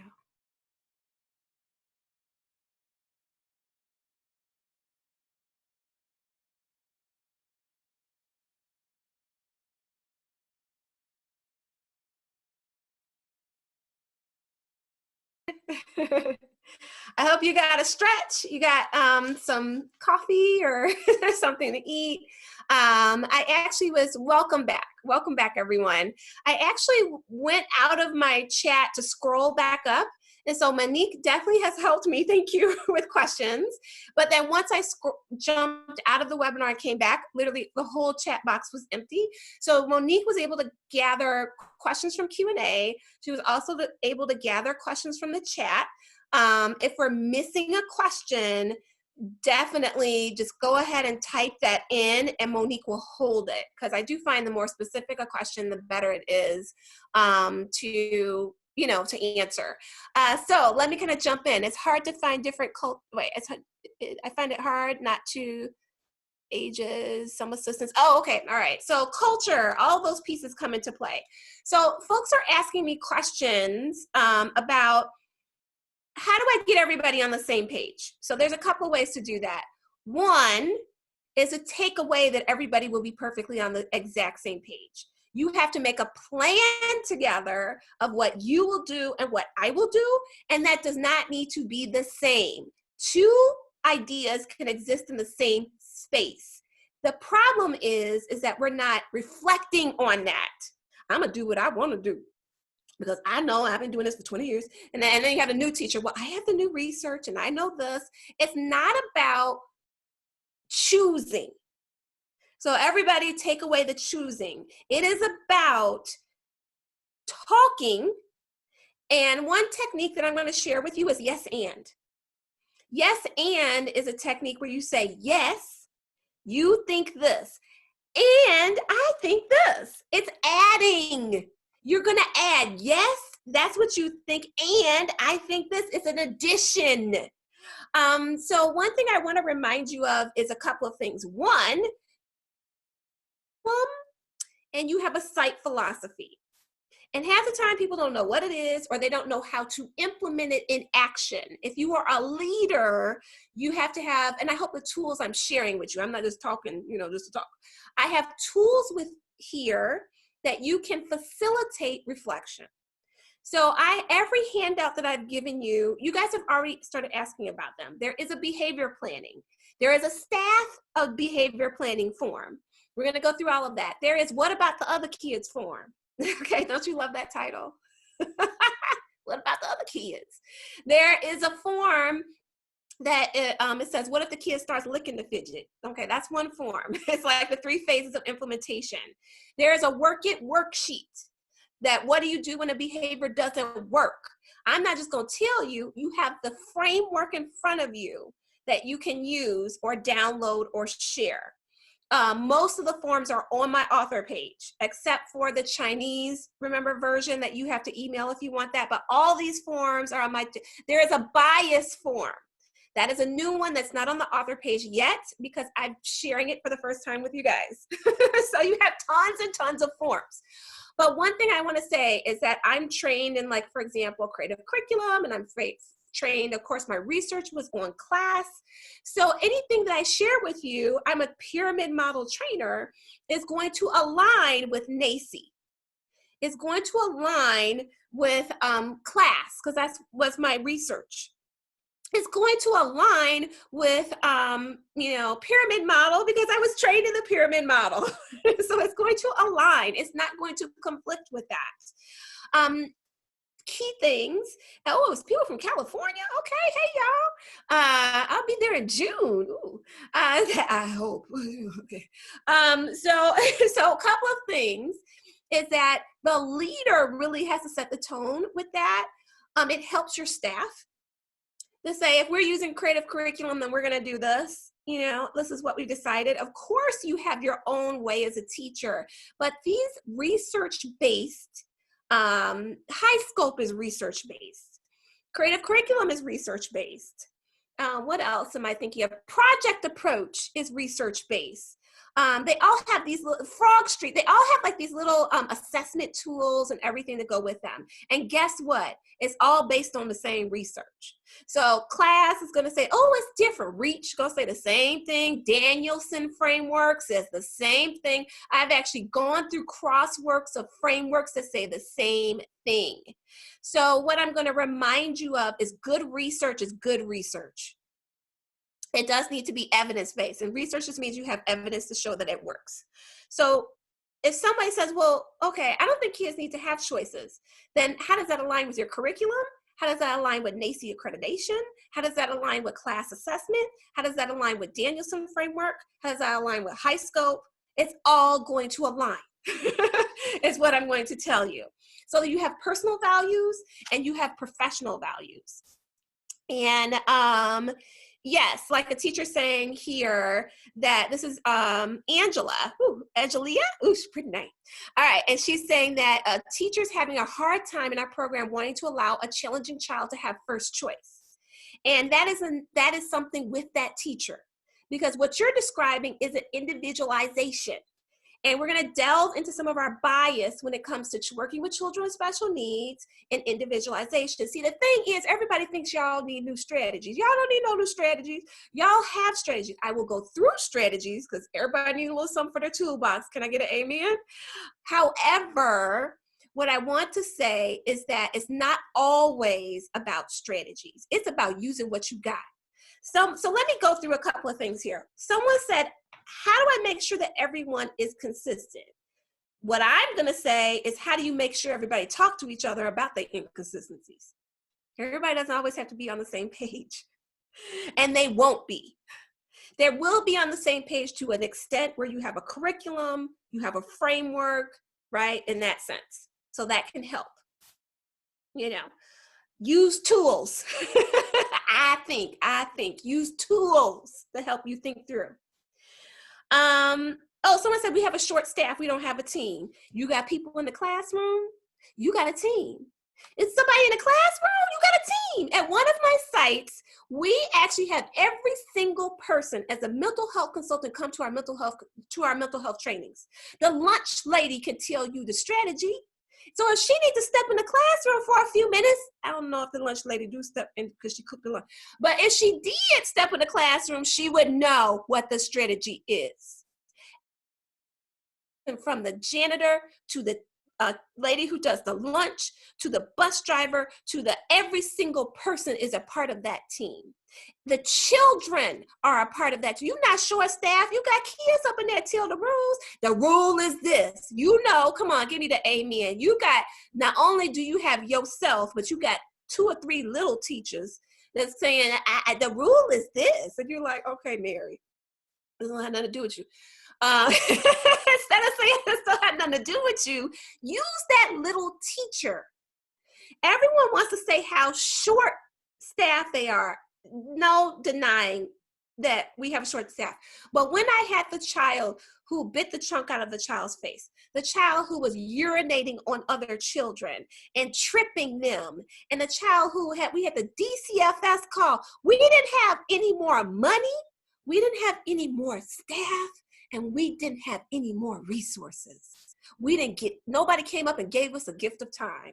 What they gave us was self-reflection and tools. So I can say that in these experiences where sometimes I've been like, I don't even know, right? It's self-reflection is the tool. And you could do that. If you have people, you have a team.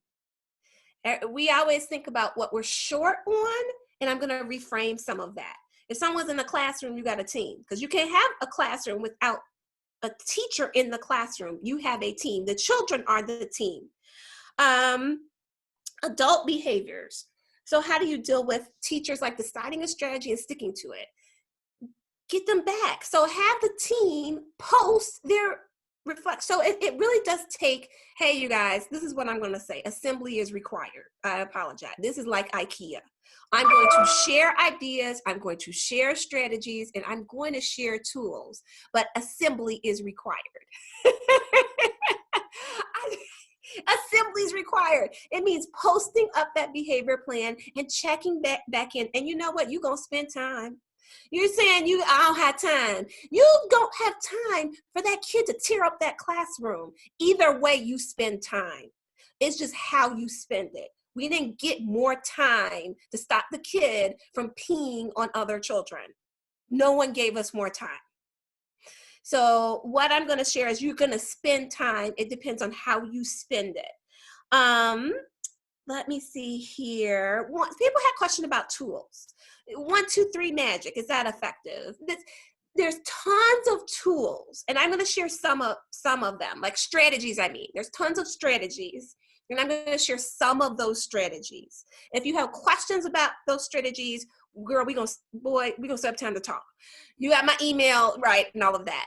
This is about more organizing and reflecting on those strategies. There's always something positive about something. Okay, unless it's something like really detrimental, like you putting the kid in the corner or something that is unsafe, harmful to a child. Yes, there are parameters to show what is harmful, but there is a positive to almost any strategy that I can find that I'll say, oh, well, this is a good part and we can add this. So there's pyramid strategies. Pyramid model is tons of strategies. I share that website all the time, which I'm sure Monique can go ahead and type in the challenging behavior, where it has the practical strategies. Monique could chat that in. She could chat in, she put in my book, which has strategies. You could chat in ideas from conscious discipline that has great strategies. You could chat. But what we're going to talk about, dig in, is how to organize, reflect on, try the strategy and not abandon it before it's had a chance to work. Okay. So I hope that that's helpful to everyone. How do you set realistic goals? I use my frameworks to help you do that. So I say, choose the most challenging time out of the day is on one of my frameworks. Or so meet back in 4 to 6 weeks. It seems to be our secret sauce, everybody. I'm sharing with you the secret sauce so that we can move forward with this. Everyone's at different levels of training. That's good. Then you get more ideas. If everybody was the same, we wouldn't get anything new. So I think some of the things that we're viewing as roadblocks are excellent. They're good things. So some people are saying, where are these frameworks? The frameworks that I've created were emailed to you, and we're going to go through more of them. Monique just shared pyramid model. I don't know, Monique, can you pull up like where it says the challenging behavior whatever USF one? Can you pull Yes, that one? I put that one already in the chat. It was already there. And then I put in the pyramid model one. Monique on it. All right now. She working it. So what we're going to do is I'm going to jump back into our here, and I think I'm going to answer some of your questions as I talk more and get you back in. So let us pull up. I hope you can see my screen here. And Monique will definitely chat in if you can with me. And so I mentioned class, okay? Many of you, not all of you, so people are like, class will do what now? Class is a classroom assessment that is used by, for example, Head Start, and the city of Chicago will use class. That is already strategies, actually. It's not just an assessment that frustrates us. Like, oh, her wig was crooked. She came in and told me what I wasn't doing. Class actually has strategies built into it if you use it properly, to where teachers have high emotional support. So one person mentions, well, I want to give this child, let them go first. That's flexibility on the class assessment, which is an emotional support. Teachers who are flexible, oh, Bobby needs to go first. You know the book. If Bobby doesn't get that book, we all gonna feel it. It's like, well, isn't it fair? It's not fair to the other kids if Bobby tears up the classroom and bites people either. So this understanding of fairness, right? We really have to dig into that and think about that. So what you guys have, I'm gonna actually pull out another one of your frameworks. You have the behavior planning sheet that we ended with. That's that meaning making, change you, change the child, change the consequence. I'm gonna pull that up. But I also wanna pull up with you, you guys have a handout called What About the Other Kids? Balancing the Needs of All Children, Multi-Tiered Systems of Support Chart, MTSS. So if you look at that chart, it will say, for example, tier 1, tier 2, tier 3 at arrival. Just because you were tier 3 at nap time, which tier 3 means high and frequent support, does not mean you were tier 3 at arrival. It shows what people can provide support. So for example, the other kids would benefit if they know Bobby wants the spider book and he will show it if he doesn't get it. Ask the other kids about that. Most kids will be like, I'm fine with that because you know Bobby bite. So it's kids understand that some people wear glasses and some people don't. And they're okay with that. So that's teacher flexibility. What I want to say is there's a name to some of these behaviors. These behaviors have been defined. It's not called coddling kids. You know, they entitlement. No, it's actually called individualization, which is in your curriculums already. Or it's called teacher flexibility, which is defined by class, which means that I know that this child will, if I ask them 3 questions, they start to cry. And so I'm going to be flexible with that. And with this child, I'm going to answer, say 2 questions. With this child, I won't say 3. Organization is huge. So being an organized educator, which means that you don't have children waiting for long. They're going to do something while they wait. Here's the thing, they're going to do something. It's not going to be what you want them to do, but they're going to do something while they wait. So have a plan for when children wait. Those teachers had less incident reports in their classroom. So let's dig in to, I hope you have What About the Other Kids in front of you, but also don't take away that behavior plan form that I had for you. And on that was change you. These are examples of change yous. You don't do anything with the child. It's like, oh, do you have a visual of the noise meter? Oh, do you have a visual for how to get in line? If you notice the kids are having a hard time at circle because of toys, then you cover it up and then uncover it when circle time is over. If you know that if children are getting children's personal space, which was my biter's issue, was personal space, he could have no one in his personal space, then you need to define that space. So for him, It was one, realizing that he was traumatized, and that was the first thing. And I changed my language. You know, we use fabric and hula hoops, and anything in the hula hoop was his. He did not, anything outside the hula hoop, you had to share. Anything outside the paper, you had to share. But he needed to know where his space was, and that actually stopped I could catch it before it happened. So he didn't bite. Hey, there's a good ending to my story. He did not bite anyone again after he sent the little girl to the hospital. Not on my watch. I became very reflective teacher after that. When you're not a reflective teacher, it doesn't build a skill in you. The reason I'm doing what I'm doing today, hey, you guys, at the end of the day, I was an English teacher, okay? I wanted to do literacy workshops. And the only reason I got into behavior is because people were like, well, I can't do the literacy activity because, Amy can look in a book. And then I started giving these behavior strategies of like, give Amy a book she can eat that is safe, and it is a hard book, and you hold your book. Like, giving Amy what she needs is most helpful, especially for children who are still mouthing and chewing and things like that. So from that, I became a reflective teacher. And I didn't have, after I had that one big incident, I didn't have a lot of behavior challenges because I became so reflective. So being a reflective teacher builds skills in you. Every time you kind of push a child out, you're pushing out the opportunity for you to learn and get better. So these are change you examples. How the kids not getting in line? Do you have a visual of how to get in line? Did you send that home to the family? Someone talked about, well, how do I get families on board? It's not that families don't want to be on board.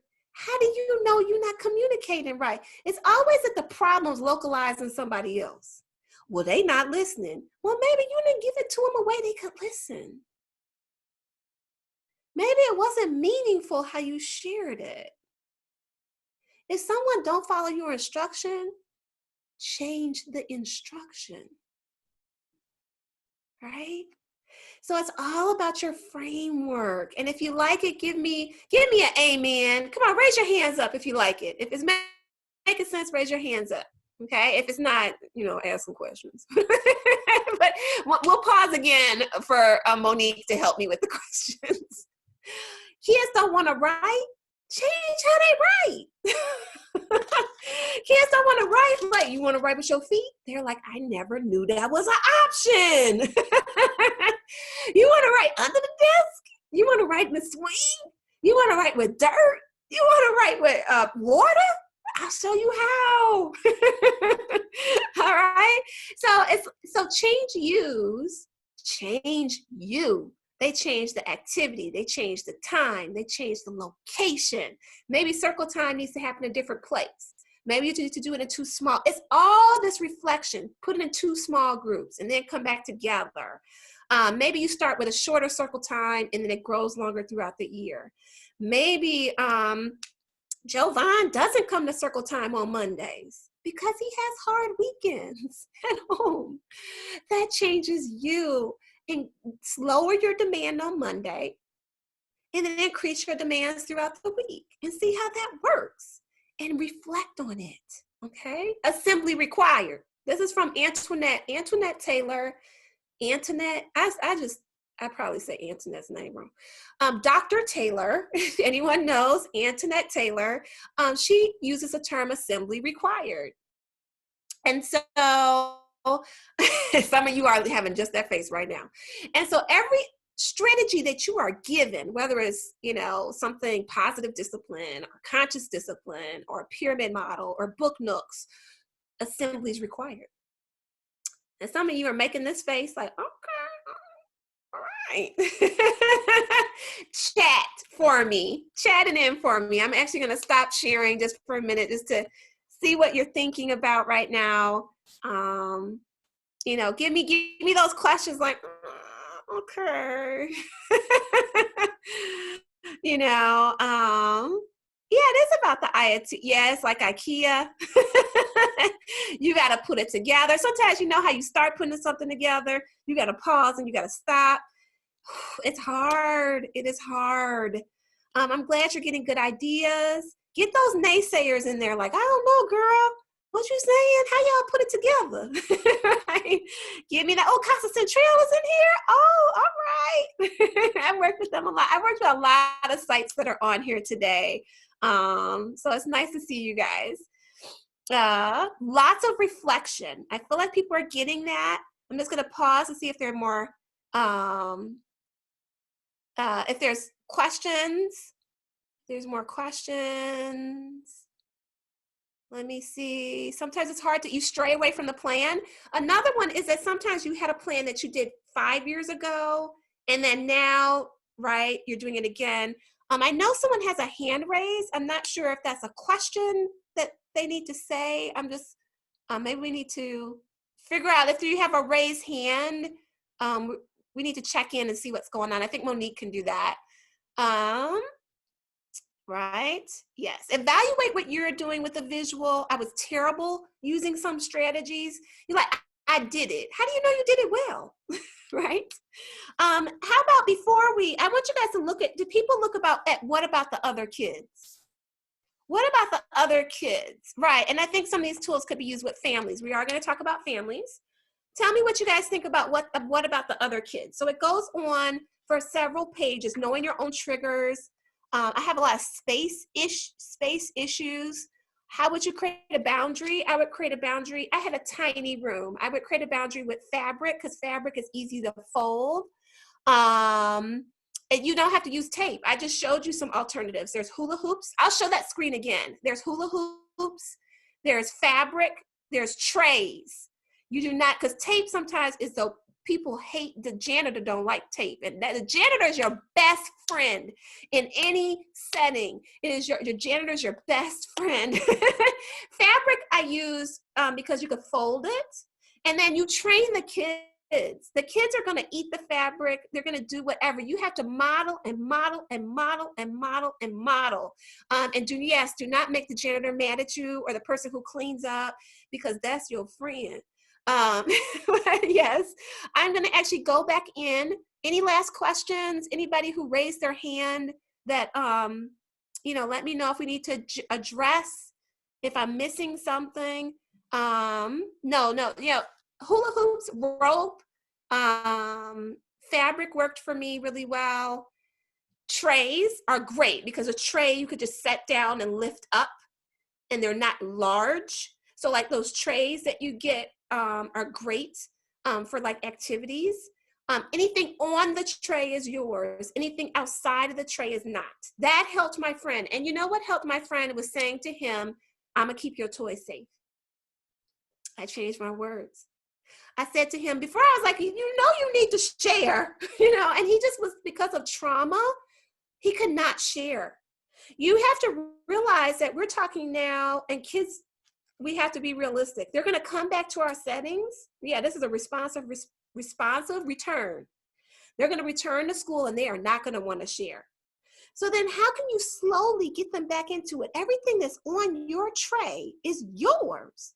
And everything outside your tray, that's everybody's. I said, so on is yours, outside. So that's how you help children, whether it's a blanket, whether it's fabric that you fold up, kind of like that Montessori approach. That helps children to understand sharing. It's not just saying go share. And I had to learn that the hard way. Here. All right. Oh, I'm seeing some definitely familiar names here that I know. Oh my gosh, I'm excited to see you guys. So let's go back and let me get back into the PowerPoint here. I hope you can see my screen. I know Monique will jump in if you don't. And I know there's some Q&A here as well. Let me see if I can pop that open. Okay, and then the Spanish translation, you can, I'm popping things up. It may be over your screen. Spanish translation, you can actually, it's on the Griffin House website. There's a Spanish meaning making machine.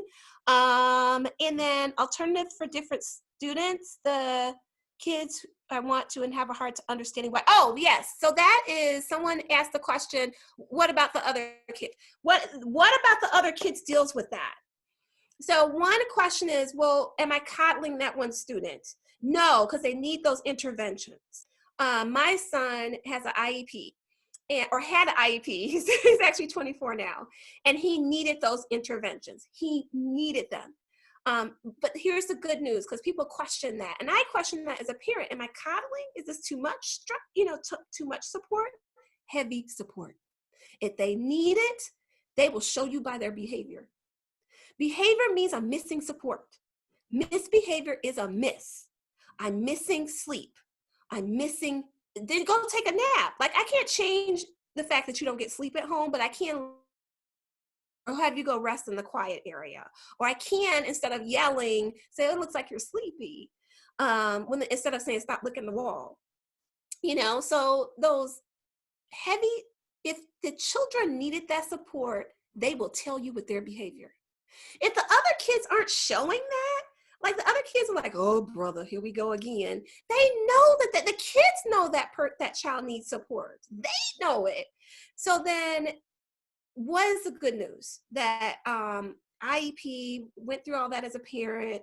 And oh my gosh, here my son, he's 24. He's graduated with his undergrad I'm about to brag, from Illinois State University.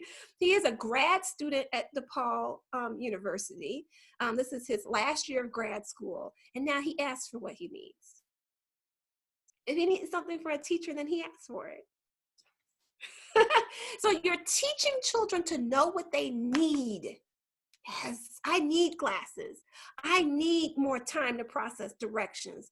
I need visuals. Needing helps children to know what type of learners they are. And it helps other children, like, "Ooh, what about the other kids?" It shouldn't be a secret what other people need. It helps you to learn about other people. When you find out what other people need. This person needs a visual. Some people need visuals. That's something. Okay. So the other children learn. Learning's happening. Okay. So let me see if I can, So before I jump back in here, I want to say, what about the other kids? Helps you to make sure that you balance the needs of all children in a classroom. I struggled with that. Okay. So then this is a form that helps you to balance the needs. So a child in tier 1 is low support or none. Tier 2 means that they need some support, and tier 3 means they're heavy. And what you'll find is that I have ideas to help the children in tier 1 help the children in tier 2 or 3. So we're a team. You're not alone. Okay? And it goes the way I think as an educator, it goes along the daily schedule. That's the easiest way I can think of as an educator. So arrival, breakfast, outdoor, circle. It helps you to balance the needs of all children within a classroom. Okay, give me hands up, or, like, "Oh, this is good. You like it? I like it." Okay, all right. So this tool, I find that teachers are like, "Oh, this is so helpful." Now, another piece that's a self-reflection is a Venn diagram. So make your Venn diagram. Because sometimes we'll have conflicts, or we'll be conflicted, right? With what the mental health consultant says and what we personally believe. We'll have a conflict with what our co-teacher says and what we think. We have a conflict with what the administrator says, right? Okay, so this is going to help you to, hope I don't have any spaces here. So draw your Venn diagram. Do you believe children need, what does the site director say you need? Or what does the assessment person say? Well, the assessment person say that I need to, have more visuals. I don't know how that's gonna help me. Or one thing I had a discussion with teachers was about saying no. Like saying the word no to children. They were like, "Well, how are they supposed to learn limits if we don't say no?" And no is fine for children. Children will show you they understand it because they will immediately respond. If you find yourself always saying no, it's not working. If you find your whole day is no thank you, no thank you, no thank you, then it's not effective. So the question is not really no, but is it working? Is it effective? Is it meaningful? So we had that great discussion. So here's something to use. If you find that you're doing a behavior plan and no one's implementing it. It's because they don't believe in it. That's part of it. Some of it could be time management. We talked about that earlier. So you all have a handout call. I ain't got time for that. Okay, yeah, I come up with the handouts titles based off of what teachers say to me and parents. I ain't got time for that. You know, then also so that's part of it. Sometimes it could be time management. I pulled out the reason behind the behavior instead of looking at the behavior itself with adults and with children. You know, I looked at what's the reason behind it, not the actual behavior. So what are some conflicts between your personal values and your professional? And then faced with those conflicts, how are you making sure you fulfill your obligations as a professional? Sometimes you don't see the meaningfulness of a strategy until you do it. You know, I didn't really know I was doing jumping jacks wrong, you know, until somebody showed me. She took a video of me. So videotaping could be a great way to see how you are in the classroom and reflecting on yourself. Leaders, if you are a leader and you expect your team to videotape themselves, you need to videotape yourself. Not with children, training your staff. I did an audio video tape of me coaching teachers. And I was like, oh, wow, that sounds crazy. And then I reflected. And it's scary to hear yourself, but it's vulnerability. Self-reflection makes you vulnerable. And that's why it's hard to do.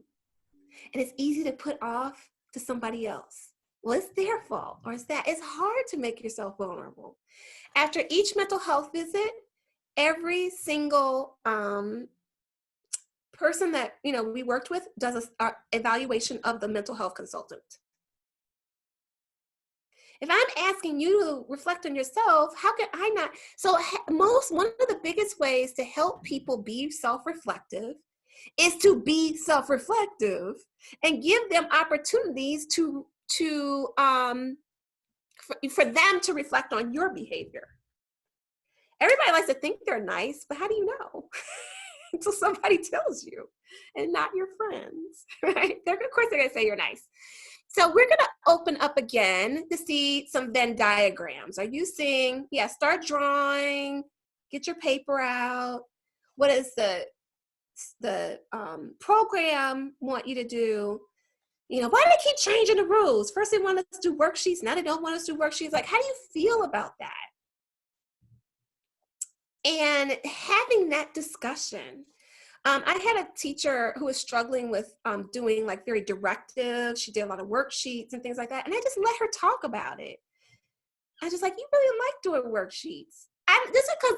Just because I don't believe in worksheets doesn't mean we can't ever talk about them. Just because it's not developmentally appropriate practice doesn't mean we can never speak of worksheets and talk about what you feel about that.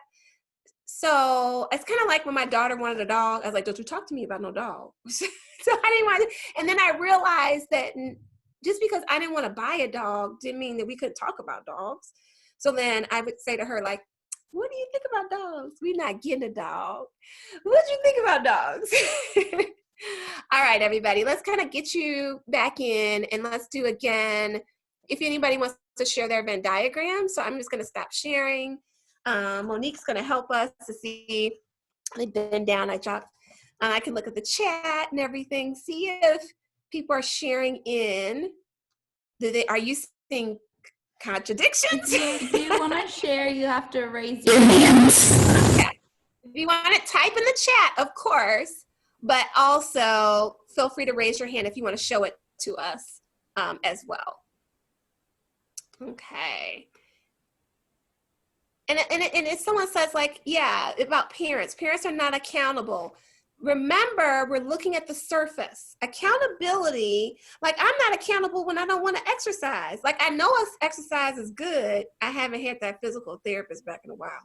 I know exercise is good, but that don't mean I do it. And everybody, come on, raise your hand if you got rock hard abs. Okay, nobody raising their hand now. So, somebody did raise their hand. They might have been not raising their hand for rock hard abs though. So now I want us to think about your accountability. So reflection of, once you understand why parents aren't accountable, you can help them be accountable. And that means reflecting on the times that you weren't accountable. What got in your way? Once you can empathize, then that goes to action planning. You can actually have a plan to go forward.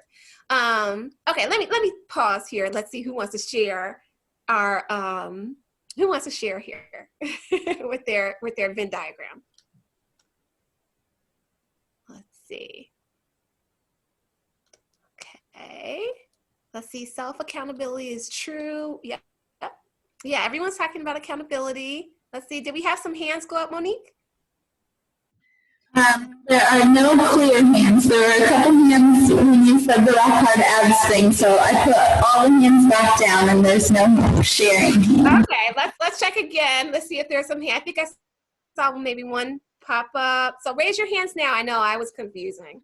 I told you about that directions. Like, that wasn't a good direction, was it? I asked 2 back-to-back questions. So which one are you supposed to process? Which one are you supposed to answer? See? I know, right? Reflect on me. Okay, go. Her share. Okay, go ahead.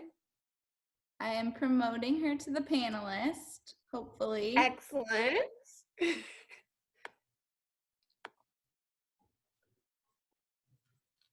There we go. There she is.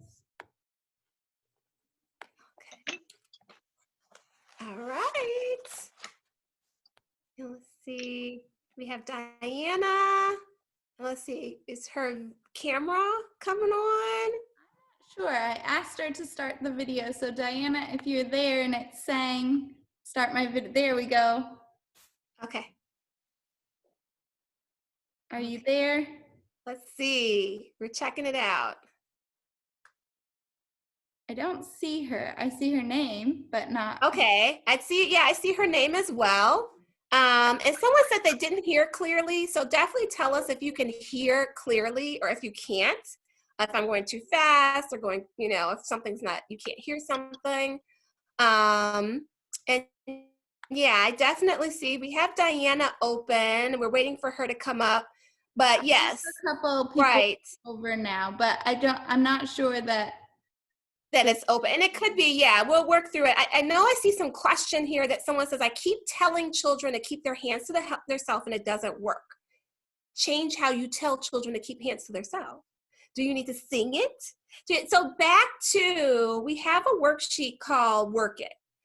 Pull that Work It out. Work It worksheet is analyzing how a strategy works.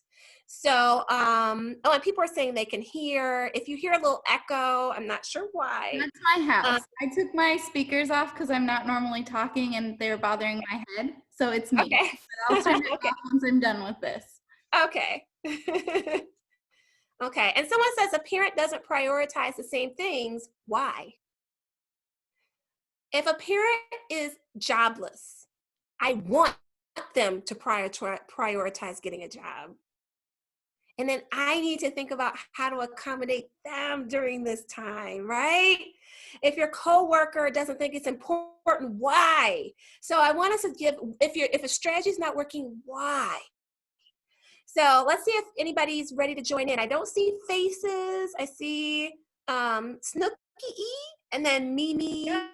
No, I'm not supposed to be here. Am I? I don't think I better take myself out of here. Okay, you raised your hand, so I thought you wanted I didn't mean to. Okay. She didn't mean to. Okay, Mimi's out. Okay, thank you, Mimi. Okay. And that's okay. Yeah, it is like no. And then Snooky is there, but she doesn't have a camera, so we might just need to move past this one. Okay. Okay. All right. Well, Snooky, if there's anything you want to share just verbally about your Venn diagram. Hello? Yeah. Oh, you can hear me? Yes. Oh, and unfortunately, that is not my name. I'm using somebody else's computer. Okay. So I had to type in my real name during the chat. Oh, okay. Sorry. Yes, my diagram reflects family, reflects staff, family, and the child. Now, working with the staff on one portion to help me with this child, it worked out pretty well because I did find myself being frustrated.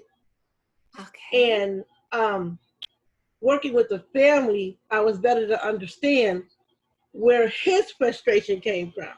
Yes. So when we got together, we put it all together.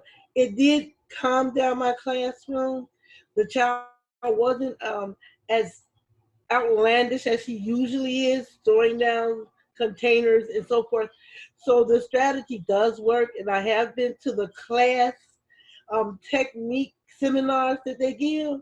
Yeah. And yes, it does work sometimes, and sometimes you have to tweak it to work in your best advantage to help the child. Oh. So yeah, I'm getting it. Yes, thank you so much for sharing. What was your name again? My name is Jefferson Washington. Jefferson. I'm with Judah North. Jefferson. Thank you, Jefferson. That was so awesome. I think Jefferson is bringing up a good point.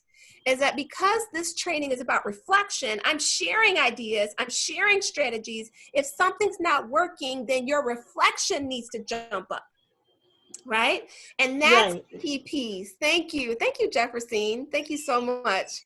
You're welcome. And we're gonna jump back in and we're gonna keep our chats and our discussion going. So let me go, I actually need to, hold on, share my screen again.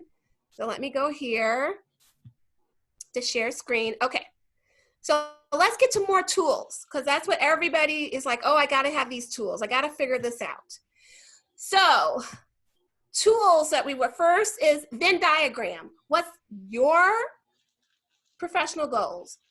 You could do the family. How does it conflict? How do your thoughts conflict with the family's conflict? There's no conflict. They're just different.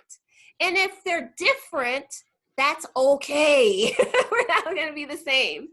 One strategy that I have is testing and reflecting on the strategy is using positive language. And so the teachers were like, okay, I see if I'm using more positive language, I'm using more vocabulary. No ends the conversation. Asking an open-ended question may add on to language skills. So just saying no doesn't help a child to know, one, what was I doing that led to the no? Two, the other children don't know what the child was doing. So if you say something like focus, then the other children will know to focus. If you say something like walking feet, that you're repeating the rule and reinforcing it. If you say no, no one knows what you're talking about. No one knows what you're saying no to. You know, it doesn't help anyone. So the teachers were working on that, and we do a paperclip test where they put paper clips on their collar, and every time they said no, they took off a paper clip. Everybody likes to think that they're positive, but reflect on it and test it. Everyone likes to think they're kind. Well, yeah, I like to think I'm kind, but I sure you could get a bunch of people say I'm not kind. Like, Angela, she a mess. It's trifling. So then how are you getting feedback from people that you already like? That's the best feedback is for people who don't like you. And see, if the person who doesn't like you, what do they say about you? So it's reflecting, using positive language, positive words. It's always going to get a positive result. So I want you to listen. This is what I wanted to show this strategy. Using positive language is one of the most powerful strategies you can use for a child who's having challenging behaviors. The most powerful. The children that I had the most challenges with, it was reframing myself and coming in and like, I'm happy you're here today. I'm glad I hate you. Okay. Oh God. Okay. Oh my goodness. I hate you. I love you. I mean, it's just going back and giving that positivity. So I want you to listen to Serena Williams' father. And the reason Serena Williams is Serena Williams is because how he spoke to her. I want you to listen to all of his positive language. Okay, let's cross our fingers this works. This is you at the U.S. Open. This is you. This service motion. Very good. Keep the perfect service motion you have. Right there.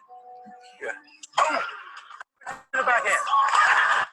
me pause and make sure everyone can hear this because I don't know if I shared for my video. Let me just pause it just for a second, just to make sure. Monique, is people saying that they can hear this video well? Are we doing good? Let me see. Can everyone, oops, let me see. Yes, we're doing good? Yes, we can see and hear. Oh, good.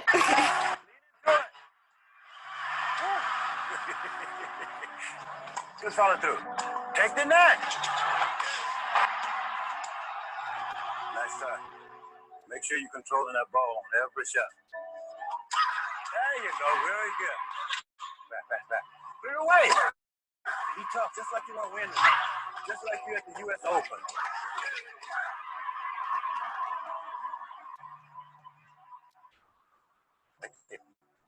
This is you. All right. That one tears up. Do you hear what he said? This is you at the U.S. Open. You need to speak what the child will do. This is you in preschool. This is you. Hey, Angela. You. The Yes. second time after we went back, it got really choppy. So What did? Oh, okay. Let's actually, I'm going to stop sharing and then I'm going to reshare again to make sure it's really clear. And yeah, I think I didn't click those. There's 2 controls at the bottom for sound and optimizing the video clip that I worried that I didn't click. Okay. So actually, let me click here to where we were. And there we go. Okay, so let's play it again. It's worth hearing. Listen. This is you at the U.S. Open. This is you. Good service motion. Very good. Keep the perfect service motion you have. Right there. Good. Switch to the backhand. Lean into it. Just follow through. Take the net. Nice try. Make sure you're controlling that ball every shot. There you go. Very good. Back. Clear away. No, just like you want to win. Just like you at the U.S. Open.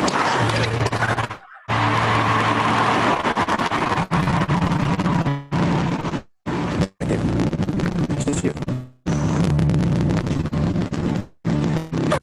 Yes. So it's still at the end. I mean, it was a little choppy, but I could hear all the way through. But if he said something at the very, very end to her, that part I don't think anyone got. So you just might want to, if it was important, tell them. Okay. Thank you, Monique. But it was clear enough to understand. Oh, good. Okay.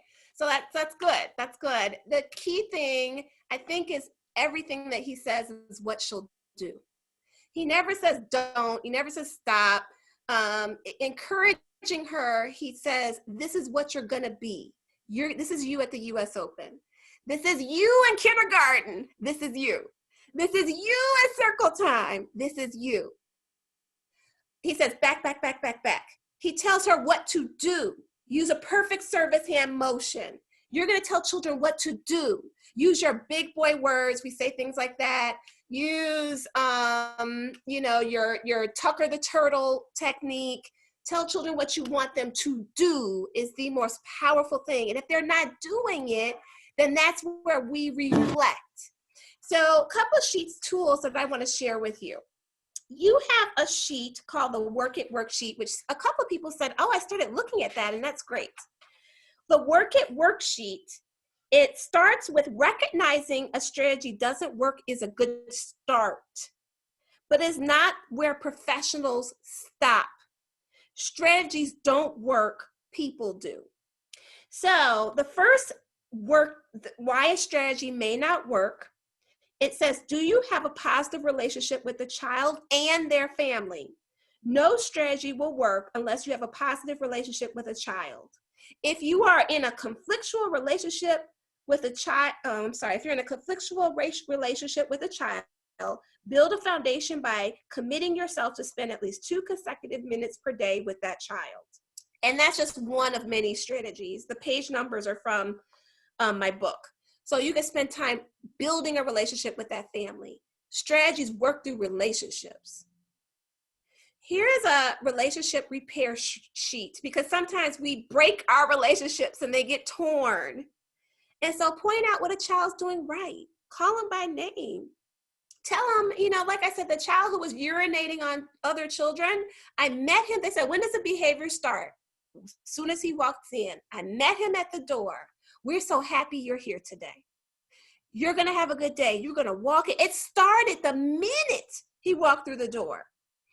Have a positive reactions help the brain. So one of the things I think I didn't mention, as a therapist, I work at a neuropsychology diagnostic center. And most of the children that I work with had challenging behaviors. And I know a lot about the brain.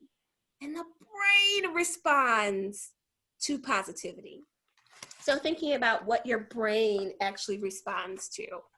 And I'm looking down just for a second, just to keep track of time, because I'm moving things around. So this is a great worksheet to think about. Maybe it's not working because I don't have a relationship with the child or the family. If you don't like a family, they know. So I remember remember times when my son was having challenging behaviors in school. He was a kid that sometimes wouldn't follow directions. Well, not sometimes, okay, all the time. And so I remember the teachers would have such a response, to us. Like, they're greeting the other parents. Oh, hi, Mr. and Mrs. Smith. Hi, Mrs., whatever, Velasquez. Hi. They would see us. They'd be like, there they go. Right? They had a totally different response. Parents know. They already know. So another reflection is changing your response. So here's some great ones when children have a challenging behavior. I have the page numbers here for those who want that cliff note. People have mentioned that, in my book. And so chapter 9, page 124 is some more reflective strategies. And change your response. You'll see a picture of a teacher who, instead of using words to redirect, she uses pictures. So reflect on how a child responds to your words. Not that you've said it. If you've said it 20 times and they're not responding, now what? So work it. One, here's some strategies. A child screaming, any lotion becomes cranky lotion once you write cranky lotion. I actually have some cranky lotion right here. It's just lotion I wrote cranky on. I also have calming spray, which is literally the Shea Radiance, but I made it into calming spray by, once it was used, wrote calm on it and put in water and vanilla extract. It's the pandemic, so we've been needing some calming spray. And you spray it in the room, you spray it in the air. A wheel of choices when you're angry. It bugs me when I wish you would. How are you responding and how are you adapting your response? So these are strategies for responding, giving them a super friend cape if they're doing well. And the next question is like, well, what do I do when the other children want a super friend cape? That is the question you have to answer. It is so good to know a strategy doesn't work. Now what? And so how are you guys known teachers that have, like, they cut out the front of a t-shirt and have a cape for every child and they put it in their cubby? Or I've had teachers use 2 capes, or I've had teachers not use a cape at all. Assembly required. It is IKEA. It's not just like I gave you the strategy and that's it. It is that you have to go. So the Work It worksheet looks at consistency. It looks at, does the strategy address the reason behind the behavior? Maybe that's not why it's not working. Does the strategy escalate the behavior? Is the situation bringing up your own trauma? Is your backstory impacting what's happening now? Right? Is it individualized enough? It's a process. This is a cycle of reflection and it is ongoing. All right. So as we talk about children, I want us to also reflect on our understanding of children. It says children are chaotic. Yeah. So let's listen. Kids are sources of chaos and disorder.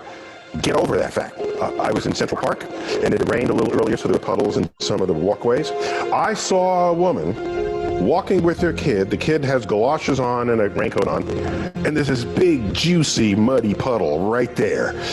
I said, please let the kid jump in the puddle. You know the kid wants to jump in the puddle. The kid is like 3 or 4. And what does the mother do? Pulls the kid around to prevent that from happening. That was a bit of curiosity in that moment that was extinguished. Gone. Kids are sources of chaos and disorder. Get over that fact. And where does the disorder come from? It's because they are experimenting with their environment. Everything is new to them. Everything. You splash the water, there's mud, it's fun. You get to see the cause and effect of a force, downward force operating on a fluid. You don't have kids with the intent of attaining a clean house. These are non-commensurate goals. People ask about raising their kids. They ask about education. So I can just tell you that what has to change with our kids, curiosity, provided it does not kill them. If it meant we had extra work, I would do that extra work. And on the other side of that is school should, as a minimum, preserve that curiosity for you. When you come down the steps on the last day of school, you should be sad that school is over, not happy. Saying, gee, I got to go 2 or 3 months without learning anything. And the fact that you're happy that school is over means something is not working in there. You're not enjoying the learning process. Okay. So I hope you heard, I think that was clear. So a couple of things. When a child is taking something and banging it, what's your response? Because my response is you're wondering if that makes noise. Or is it stop it? See, the wondering, and I think I've probably done both responses. The wondering, the curiosity. Children are chaotic because they are learning and going through a rapid stage of development. Kids may know better, but honey, they can't do better. If they aren't listening, it's because everything to them is brand new. They don't remember what happened. It's like, we did this yesterday. They don't remember yesterday. They need more time to process directions. So the only reason that adults process directions differently is because we're like, oh, it's cold. You start thinking coat, cold, get coat, go outside, get keys. You start predicting what's going to happen next when somebody says they're about to go somewhere. A 3-year-old can't do that. So something I want you guys to think about, Kids is how are you responding and taking in children's behavior?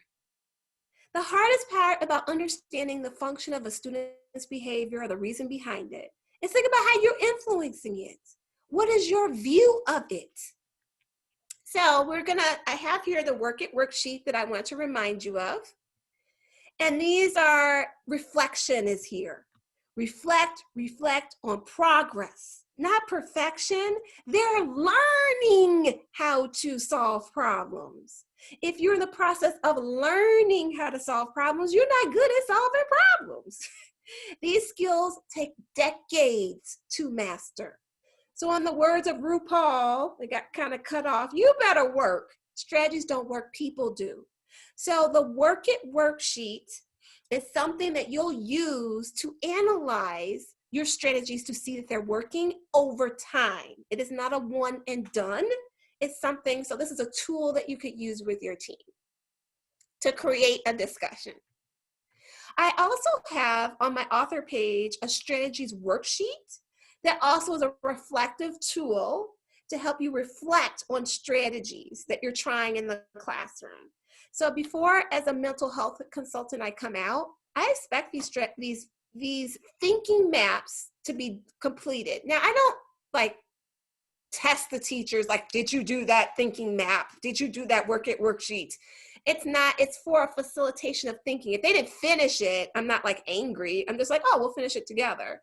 I just want them to start the reflective process.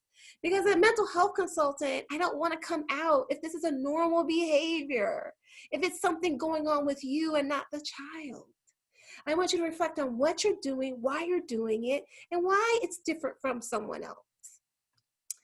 Another reason something may not be working is dosage. Dosage matters. Class is about dosage, if you're familiar with it. It's about how much of something. So one teacher was like, oh, well, I use visuals. Yeah, sometimes.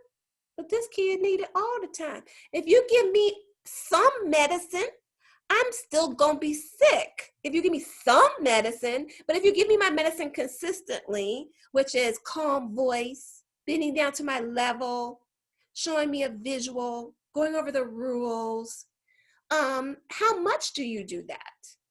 So, oh, I'm nice. I use positive words. Yeah, sometimes you use positive words, sometimes you don't. So dosage matters. Extent of yourself, which happens with reflection. Videotape your circle time. How much do you do something? How much do you have activities during transitions? Sometimes. Oh, I already sing during transitions. Yeah, sometimes. Okay. All right. So scale of 1 to 10. How is this helpful? So chat. I'm actually going to stop my sharing just for a minute here, just so I can check in with everyone for chatting. And what is helpful? 1 out of 10. Oh, I'm here seeing some 10s. Okay. Oh, Virginia. Somebody mentioned, can I come visit? I was like, yes, I can. So anybody who wants this workshop in an all day, we'll definitely. Screen got blurry a second, I think maybe because the chat came up. But I'm seeing 10s, which makes me happy. Tell me your feedback. I don't believe that. I'm not sure about that. But it really, curiosity. Oh, I'm glad you liked that video. I really saw that and I got excited. Okay, it is about putting in the work. This is hard, reflective work, and it's an ongoing cycle. And you can do the reflection. Like some people like, oh, well, my team member's not reflecting as much as I am because they're a different person. There's been times in my life when I've been reflective at like level 10, and sometimes I've been at 8 because my mom is sick or I'm in school, or something like that. If you're being reflective or implementing strategies to a 10 and somebody's a 5, then you just need to give them support. It's not about making them be a 10. So I'm just making sure it says my speaker.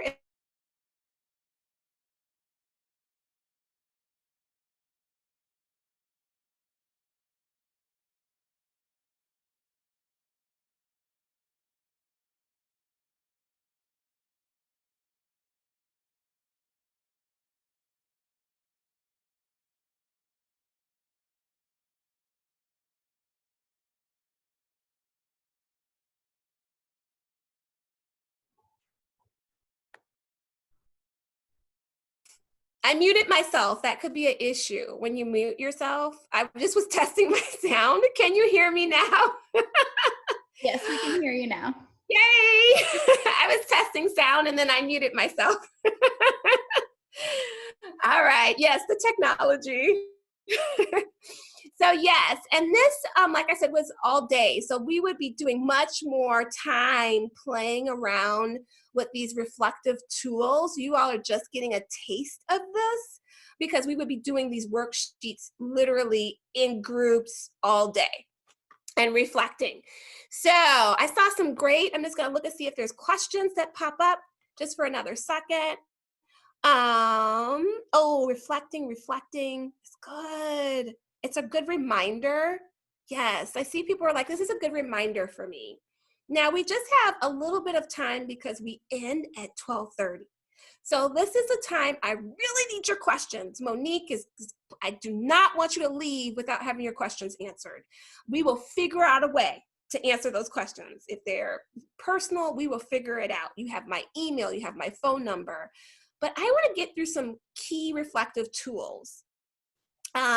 In the pyramid model, the pyramid does talk about hot buttons. right? So this fits within pyramid because it is about reflecting on yourself.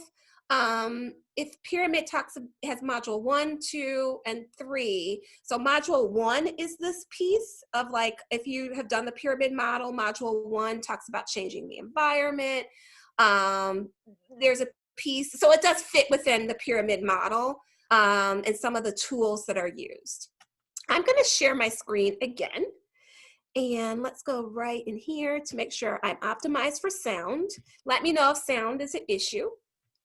And let's keep going with some content here. On another sheet of paper, I'm just going to give you 2 minutes here, 2 or 3 minutes, to list these traits. Activity level. This is for you. Distractibility. And you may not write them, but you may be like thinking like out of a 1 to 10, where am I? So activity level, I wonder if I'm a 10. Distractibility, I don't know, I think I'm a 10 there as well. Regularity or predictability.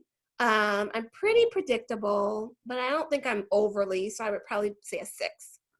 Persistence. How persistent are you in like sticking to something or doing something? I don't know, about 5.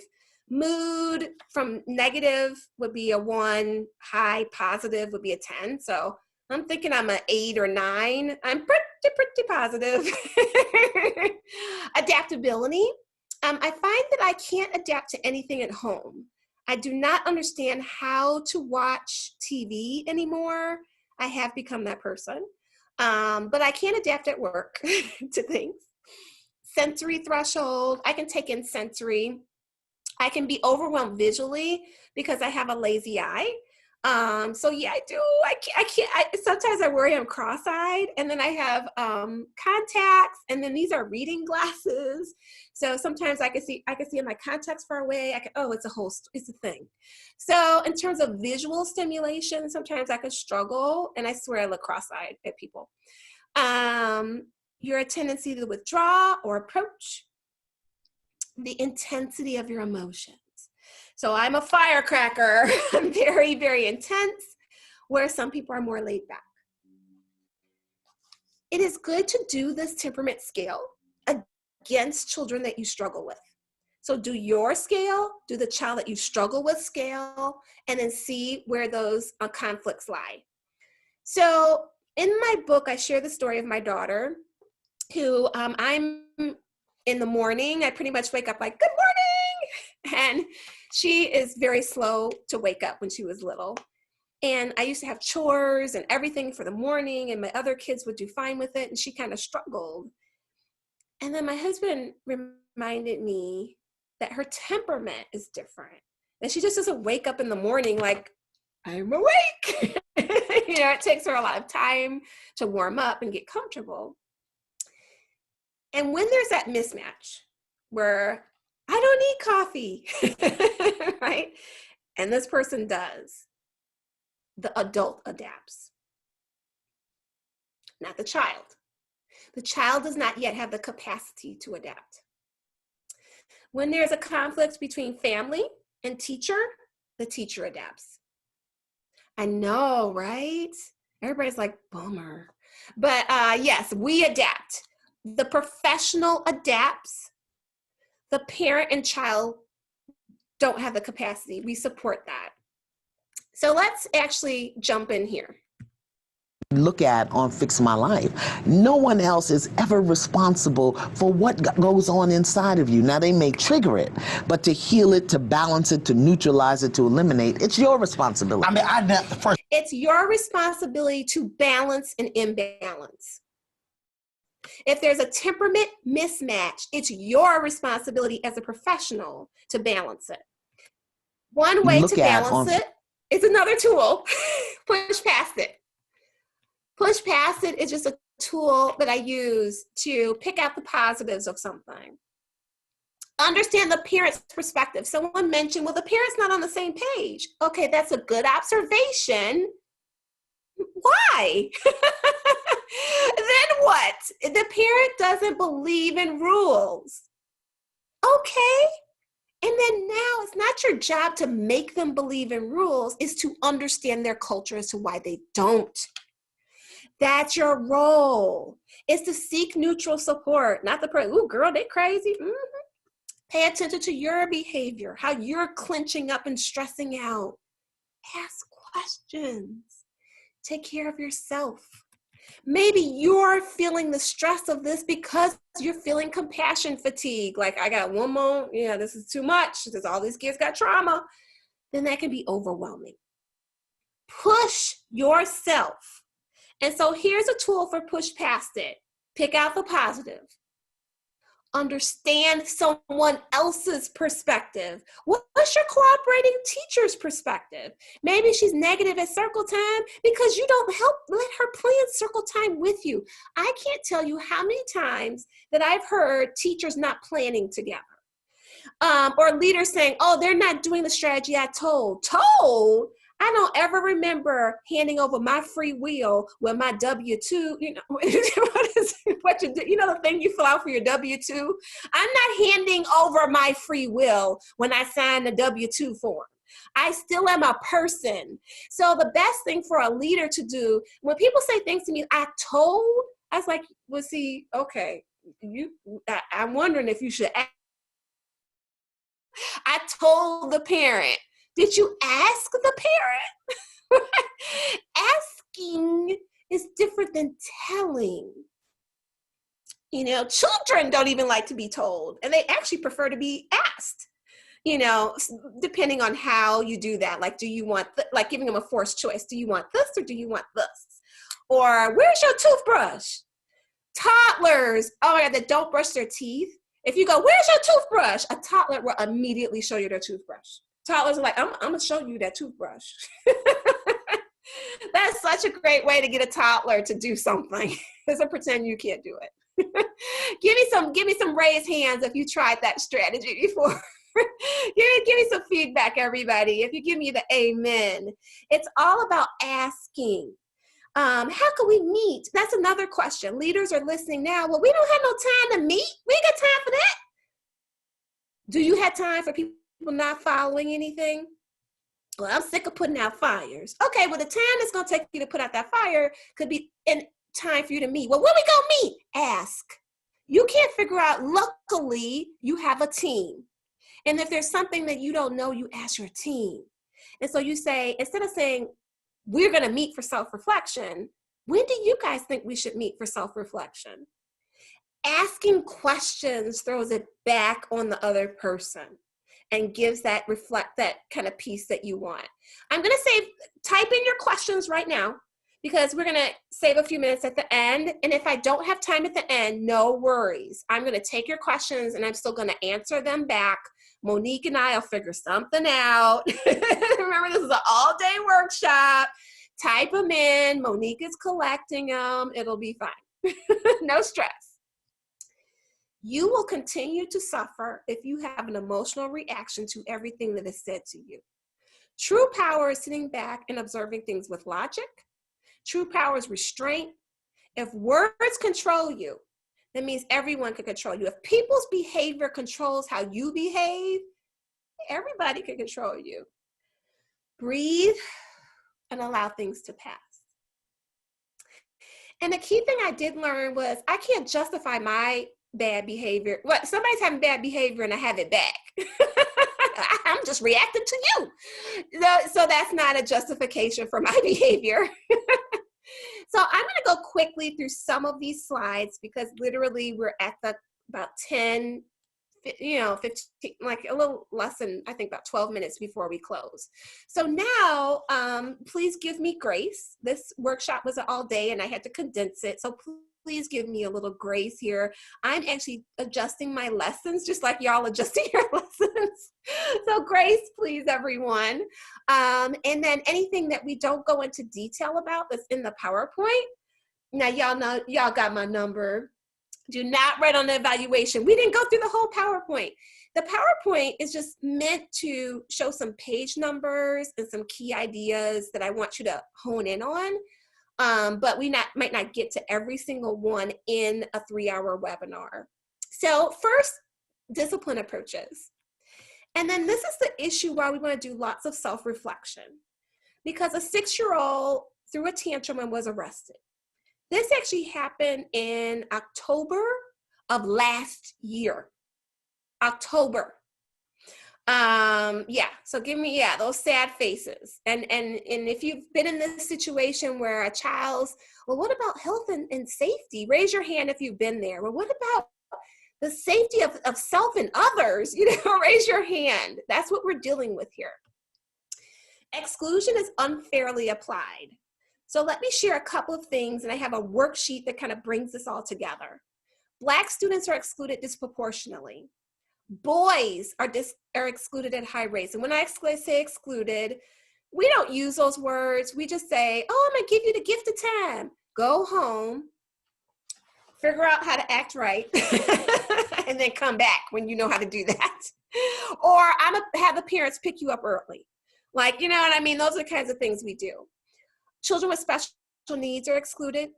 Children in poverty, not love in poverty, live in poverty. Yeah, I think that is a typo.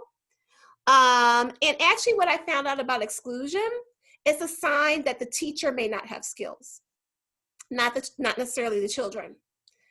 So on that form that you had for behavior planning, it has a section where it says, does a child have an IEP, their race, their ethnicity, gender.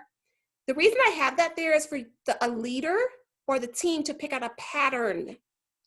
If all your behavior plans are for children with special needs, then you need more training on dealing with, it's not the child with special needs, you need more training. If it's all boys, you need more training on boys. If it is Black children, you need more cultural training. So noticing those patterns. So race is the biggest indicator. And so there was a research study where are Black kids worse? And the research studies showed that behavior is the same. So all children, regardless of race, there's slight differences, very small with gender, go through the same behavior pattern. Behaviors typically rise. Challenging behavior is at its peak at 3 and actually stays pretty high and finally goes to a dip at about 10. 10 is when kids can talk and figure out what's socially unacceptable. So it's like kids, once they figure out that they can be aggressive, they don't need to see it. Then if you left kids in the jungle or the forest and had no adults, they would stay aggressive. Children learn how to not be aggressive by being aggressive and people teaching them new ways to behave. It is a developmental trajectory that all children go through.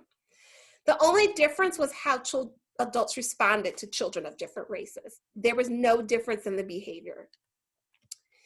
So I have a worksheet for you, and it's called What's Said in the Teacher's Lounge. And it's so long. I actually showed it to my son who does a lot of, he's in media, so he does a lot with graphics. And he's like, this is really long. And I thought about how long it was, and I was like, you know what, this worksheet is perfect. You actually do not need to start at the beginning.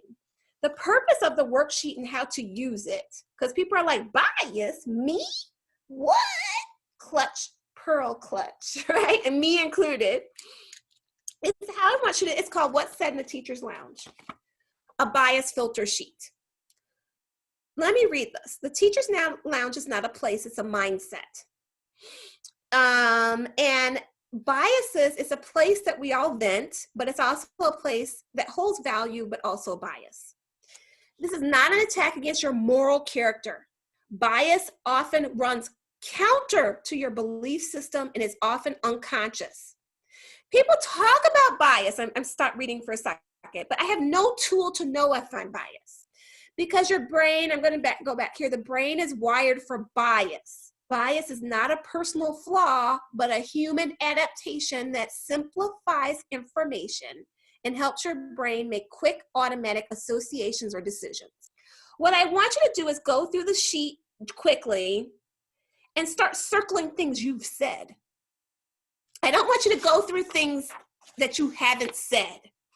But if you notice, I just want this child, I literally did a bias workshop. and the teacher after said, I just want this child to get help that they need. That could be a bias. And she couldn't see that. And so that bias is, well, wait a minute, who decide what kind of help somebody needs? And is you wanting the child to get help, are you so focused on that you're not creating the plans, like strategies? Like it's a coping mechanism. Oh, yeah, they are a danger to self and others. Well, how they most safe if you just put them outside the classroom? Well, they still gonna be out being unsafe, aren't they? Come on, give me raise some hands. I don't know how it's safer if they out in the community with less supports. It's safer for you. It's safer for nobody else. So now the child is in the community with no supports. Aren't all places for all people? So then this place needs to be more safe by strategies, not putting them to another place. What place? And how you know that place is better and how you know they want to go? Right? So is this a coping mechanism? So now I want you to think about using this worksheet. It's 14 pages, but this is not meant for you to sit and read 14 pages. It's meant for you to go through, what about the good kids? Well, are all kids good? Raise your hand if you said it. I've said it. What about the good kids? This involves too much paperwork. Well, okay, let's see. The paperwork helps you. I mean, it's not like you're doing something, you're writing something that doesn't help you with this anyway. So reflection is going to help you. Coddling. Well, how do you define coddling? Because IDEA defines coddling. So some things I type in some facts about laws. For example, the Individuals with Disabilities Act means that all people can be all places. And then I also give some ideas here, about working with families, about push past it stereotypes. Why can't we all be on the same page? Because we're not, because people are different cultures. So we're never all going to be on the same page. But the thing is taking in what people are saying and then planning from that. If you're not biased, awesome. But one way to test yourself is write down all the people that challenge you. Is there a pattern? Mine were boys. I was biased. If you have a brain, you're biased. So there is the bias worksheet. And we're kind of low on time, but chat in if you like the bias worksheet. It's called because this is everything y'all say in the teacher's lounge. That's where I got it from. It's stuff I said too. So raise your hand if you said these things. Chat it in the chat box. One is blame. I'm going to go quickly. So there's a video by Brene Brown about blame. How many of you are blamers? How many of you, when something goes wrong, the first thing you want to know is whose fault it is? Hi, my name is Brene. I am a blamer. Let me just tell you this quick story. So this is a couple years ago when I first realized the magnitude to which I blame. I'm in my house. I have on white slacks and a pink sweater set, and I'm drinking a cup of coffee in my kitchen. It's a full cup of coffee. I drop it on the tile floor. It goes into a million pieces, splashes up all over me. And a millisecond after it hit the floor, right out of my mouth is this: damn you, Steve. It is awesome. I don't have time to play the whole thing, but I've done that. It's like, oh, it's the parents' fault. We're so busy, not you, not we, are so busy trying to connect blame to whose fault it is. We're not connecting to the family. We're not connecting to our coworkers. So I have a few minutes, so I'm going to go a little bit quicker just to make through some key points. Most of them are in this worksheet, is a bias filter. So anything that I feel like, hey, I'm not sure if we had, this discussion should continue. I'm seeing you using these tools. I'm with you in these tools, and you using these tools with your staff and exploring them. Now, I know some people right now are like, whatever. And feel free in your chat to type in opposing views and questions. Since we just have 2 minutes, I'm just going to respond back after our webinar time together. All right, so here is another form, and it's a tool I want to share with you, which is the time analysis form. I ain't got time for that. Why? Why don't you have time for that? No one gets more time. Reflect on where your time is. Is it spent on lesson planning? Then maybe you need to have a lesson planning group.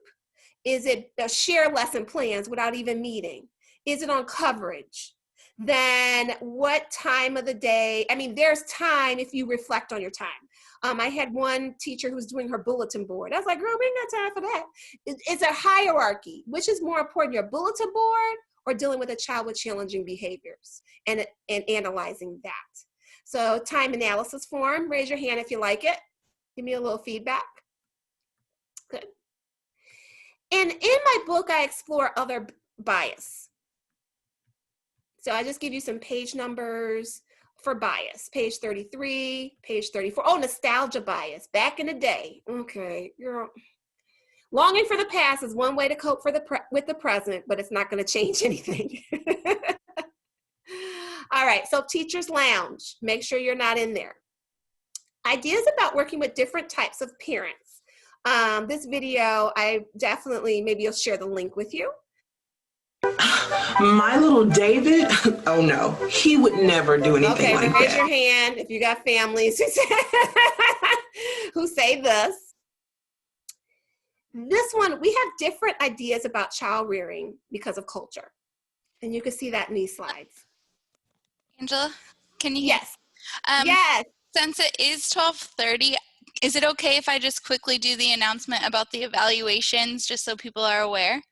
Yes, let me just say quickly that I'm just going to stay on just for 2 more minutes after, a few minutes after, and just finish up the slides. But I hope that these, if you do have to go, these self-reflective tools help you going forward. And if you have questions, email me. Go. Okay, so as Angela said, she's going to kind of continue for a minute, but I just want to be respectful, make sure that you guys have the information just in case you do need to leave us right now. So for the evaluations, what's going to happen is they're set to go out today at 4 p.m. You will get a link to your email that you used to register. So also the email that I sent this link to, basically. You are going to take the evaluation, and after the evaluation, you'll immediately get another email with your badge, which is your certificate, and then you can download that and keep it to your computer. We do ask that you do download it and you keep it because unfortunately we don't have the capacity to go back and really track stuff. Sometimes we get requests a little bit like a month later for it. So if you just can download it and keep track of it, that would be great because our system no longer has the capacity to do that for us since we switched. So thank you so much if you have to leave. And if you have any questions, you can email the email that sent stuff to you, starnet@cps.edu. And Angela, back to you. Yes, I'm just going to wrap up some key ideas. I know some people are leaving, so thank you for joining. And if a question wasn't answered, you're going to email me for clarification, call. You got my cell phone. For those who have just a few more minutes to just kind of hash through a few more of these slides, is that for parents, this is, and definitely chat in your questions. Circle where you prefer, then circle what your families prefer.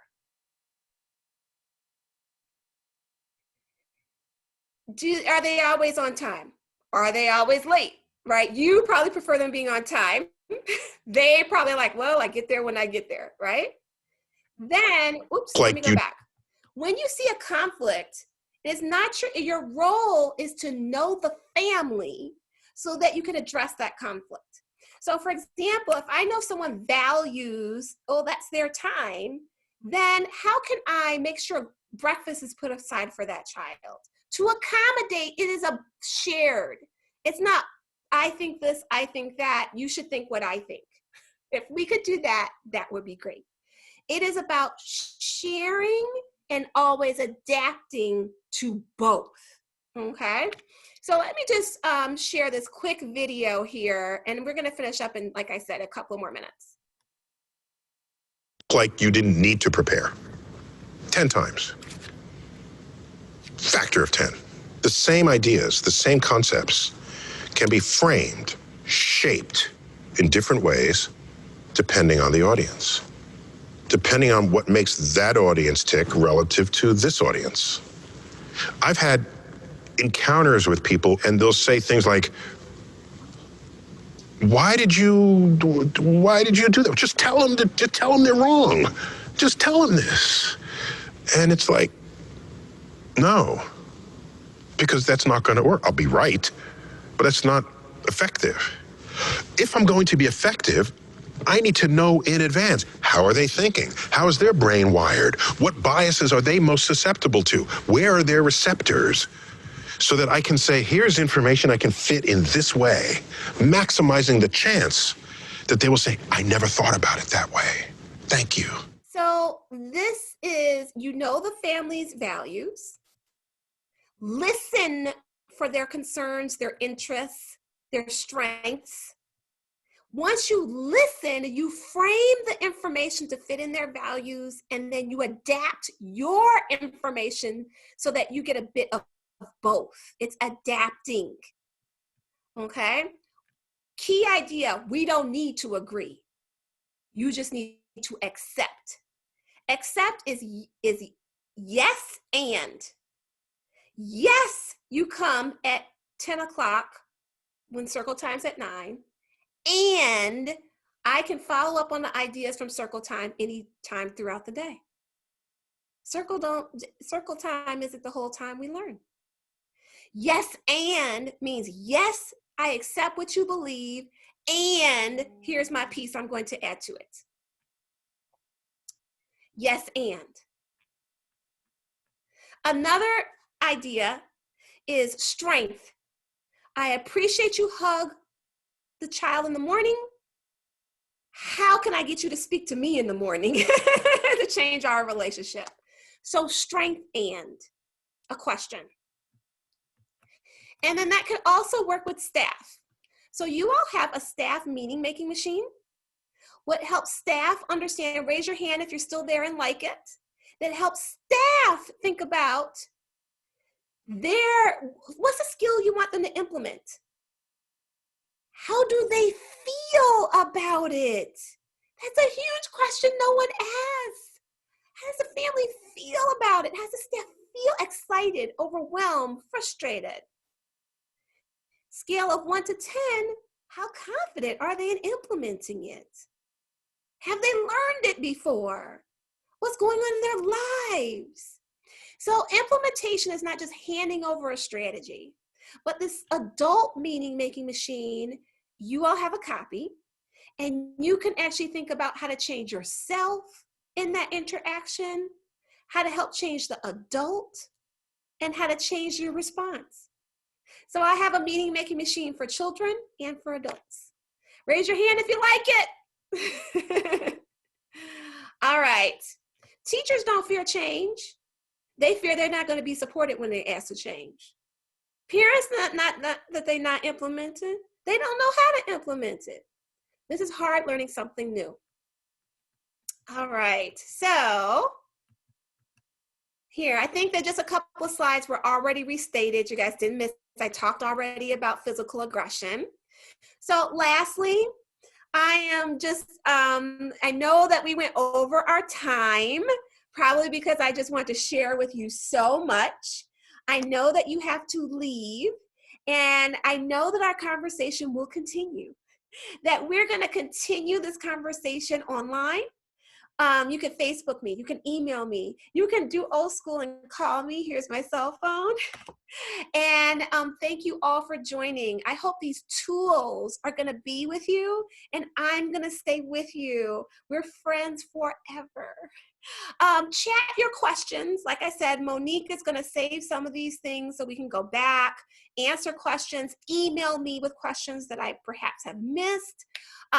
If there's a tool that you're like, oh, I want the Mandarin version, you're going to send an email, you're going to text, you're going to call. Thank you for all having grace. I was trying to kind of take a whole day workshop and put it into 3 hours. So thank you for being understanding. If you want to contact me and have more about this workshop at your site, StarNet. Monique knows how to, tell Monique. Monique will have me come out to your site. Yeah. Monique is awesome. StarNet is awesome. I'm just going to stay here for, thank you, everybody. I'm just going to stay here for a few minutes. And feel free to definitely, if you chat in a question or if you want to say something, I'm taking note of that now. But thank you, everybody. You did a great job. Awesome. Thank you for all your kind words. I quickly want to add, while there's still some people on, can you hear me? Yes.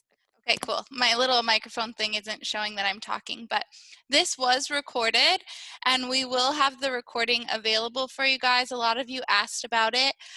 However, I just want to note that because these are longer, it takes a little bit of time for it to upload to the cloud. So it'll probably be like a full 24 hours before I have it, but we'll make sure that it gets posted. I can send it to Angela. She can post it. We can post it on our Facebook page and stuff. So we did see many of those questions. You will have access to it. You can share it, of course, with people, but only people that came to the live version can get credit hours for it, but you can obviously share this information with anyone that you would like to. Hey, thank you, Monique. Thank you so much.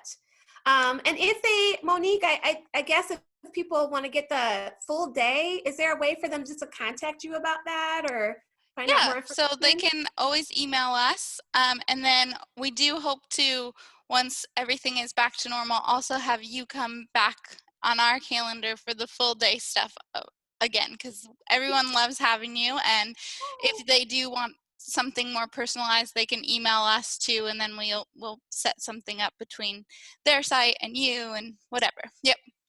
Yes, StarNet is the best. They are phenomenal. Thank you so much, Monique. You have been just the best ever. Oh, thank you. This was fun. It's fun to have at least some sort of interaction throughout the day. So I'm really grateful for all of you. Oh, I feel the same. This is what makes me feel normal. I get to dress up. Exactly. There was a reason to put clothes on today. Yeah. Right. Otherwise, it feels like a big sick day. So good. Oh, great. And I'm just checking. I just see people with questions about where will it be posted. I guess on the Facebook for StarNet, right? Yeah, we sometimes put it on our website, but we don't manage our website, so it takes a little bit of time. So if you follow us on Facebook, we can share it on Facebook. Well, I did see a question, a such thing as having too many strategies at one time. Yes, Virginia mentioned that. That is such a good question. Sometimes it's too many strategies. It's too much. It's not enough. That's where that worksheet is going to come in, Virginia. Sometimes you need to hone in on 1 or 2 strategies that you see are working and are successful, and then build from that. So that is such a good question. If you want more specifics, you know my email. You can call me. So yeah, that is such a good question. It's so good. People are saying they're going to start their self-reflection journey. Oh, good, Virginia, you got it. Great. Let's see. If you don't have Facebook, then email, right, Monique? I think email works as well. Yeah. Yes, email would be fine. So again, just give us some time because it has to upload into the cloud. So if you email me today, I won't be able to send it to you today, but I will at least have record that you emailed me. So if you want to email me today about it, but just be patient while I wait for it to upload and I can send you the link. And basically it works the same kind of as this. You'll just click the link and it should pop right up and you can watch it again. Yeah. Oh, that's awesome. I've been recording all these webinars, and yesterday, oh my gosh, it took so long and mine was only I think it was an hour and a little bit over an hour, an hour and 15 minutes, but it did take a while for it to get the recording to come up. I got nervous. Did I record? The 3-hour ones take a long time. I was also nervous because sometimes I use it to help me with attendance, just to make sure I didn't miss anything. And like it takes a very long time for it to upload. It does. Now I'm like, okay, I'm relaxed because I know that, that it will get there. It'll get done, yes. Yeah. And then explain for the survey again. So what's going to happen is the email that you use to register, you are going to get a evaluation link sent to that email. You're going to click on the evaluation link and then fill out the complete evaluation. Once you have finished the evaluation, you get your certificate sent to you. So you have to have your certificate, or you have to do the evaluation to get your certificate. And then please note that it's sent to set out today at 4 p.m. Everything that we do is online and automatic, so the system handles it, but it's meant to be sent out today at 4. Great. Wonderful. Excellent. See. Oh, lots of good feedback. Thank you. Definitely type in if you're like, what? I love getting the good feedback. But I definitely have an answer if you have a question. So, but yeah. Oh, yeah. Be safe, everybody. Yeah, definitely. Okay. And I think, I don't, yeah. Oh, be safe.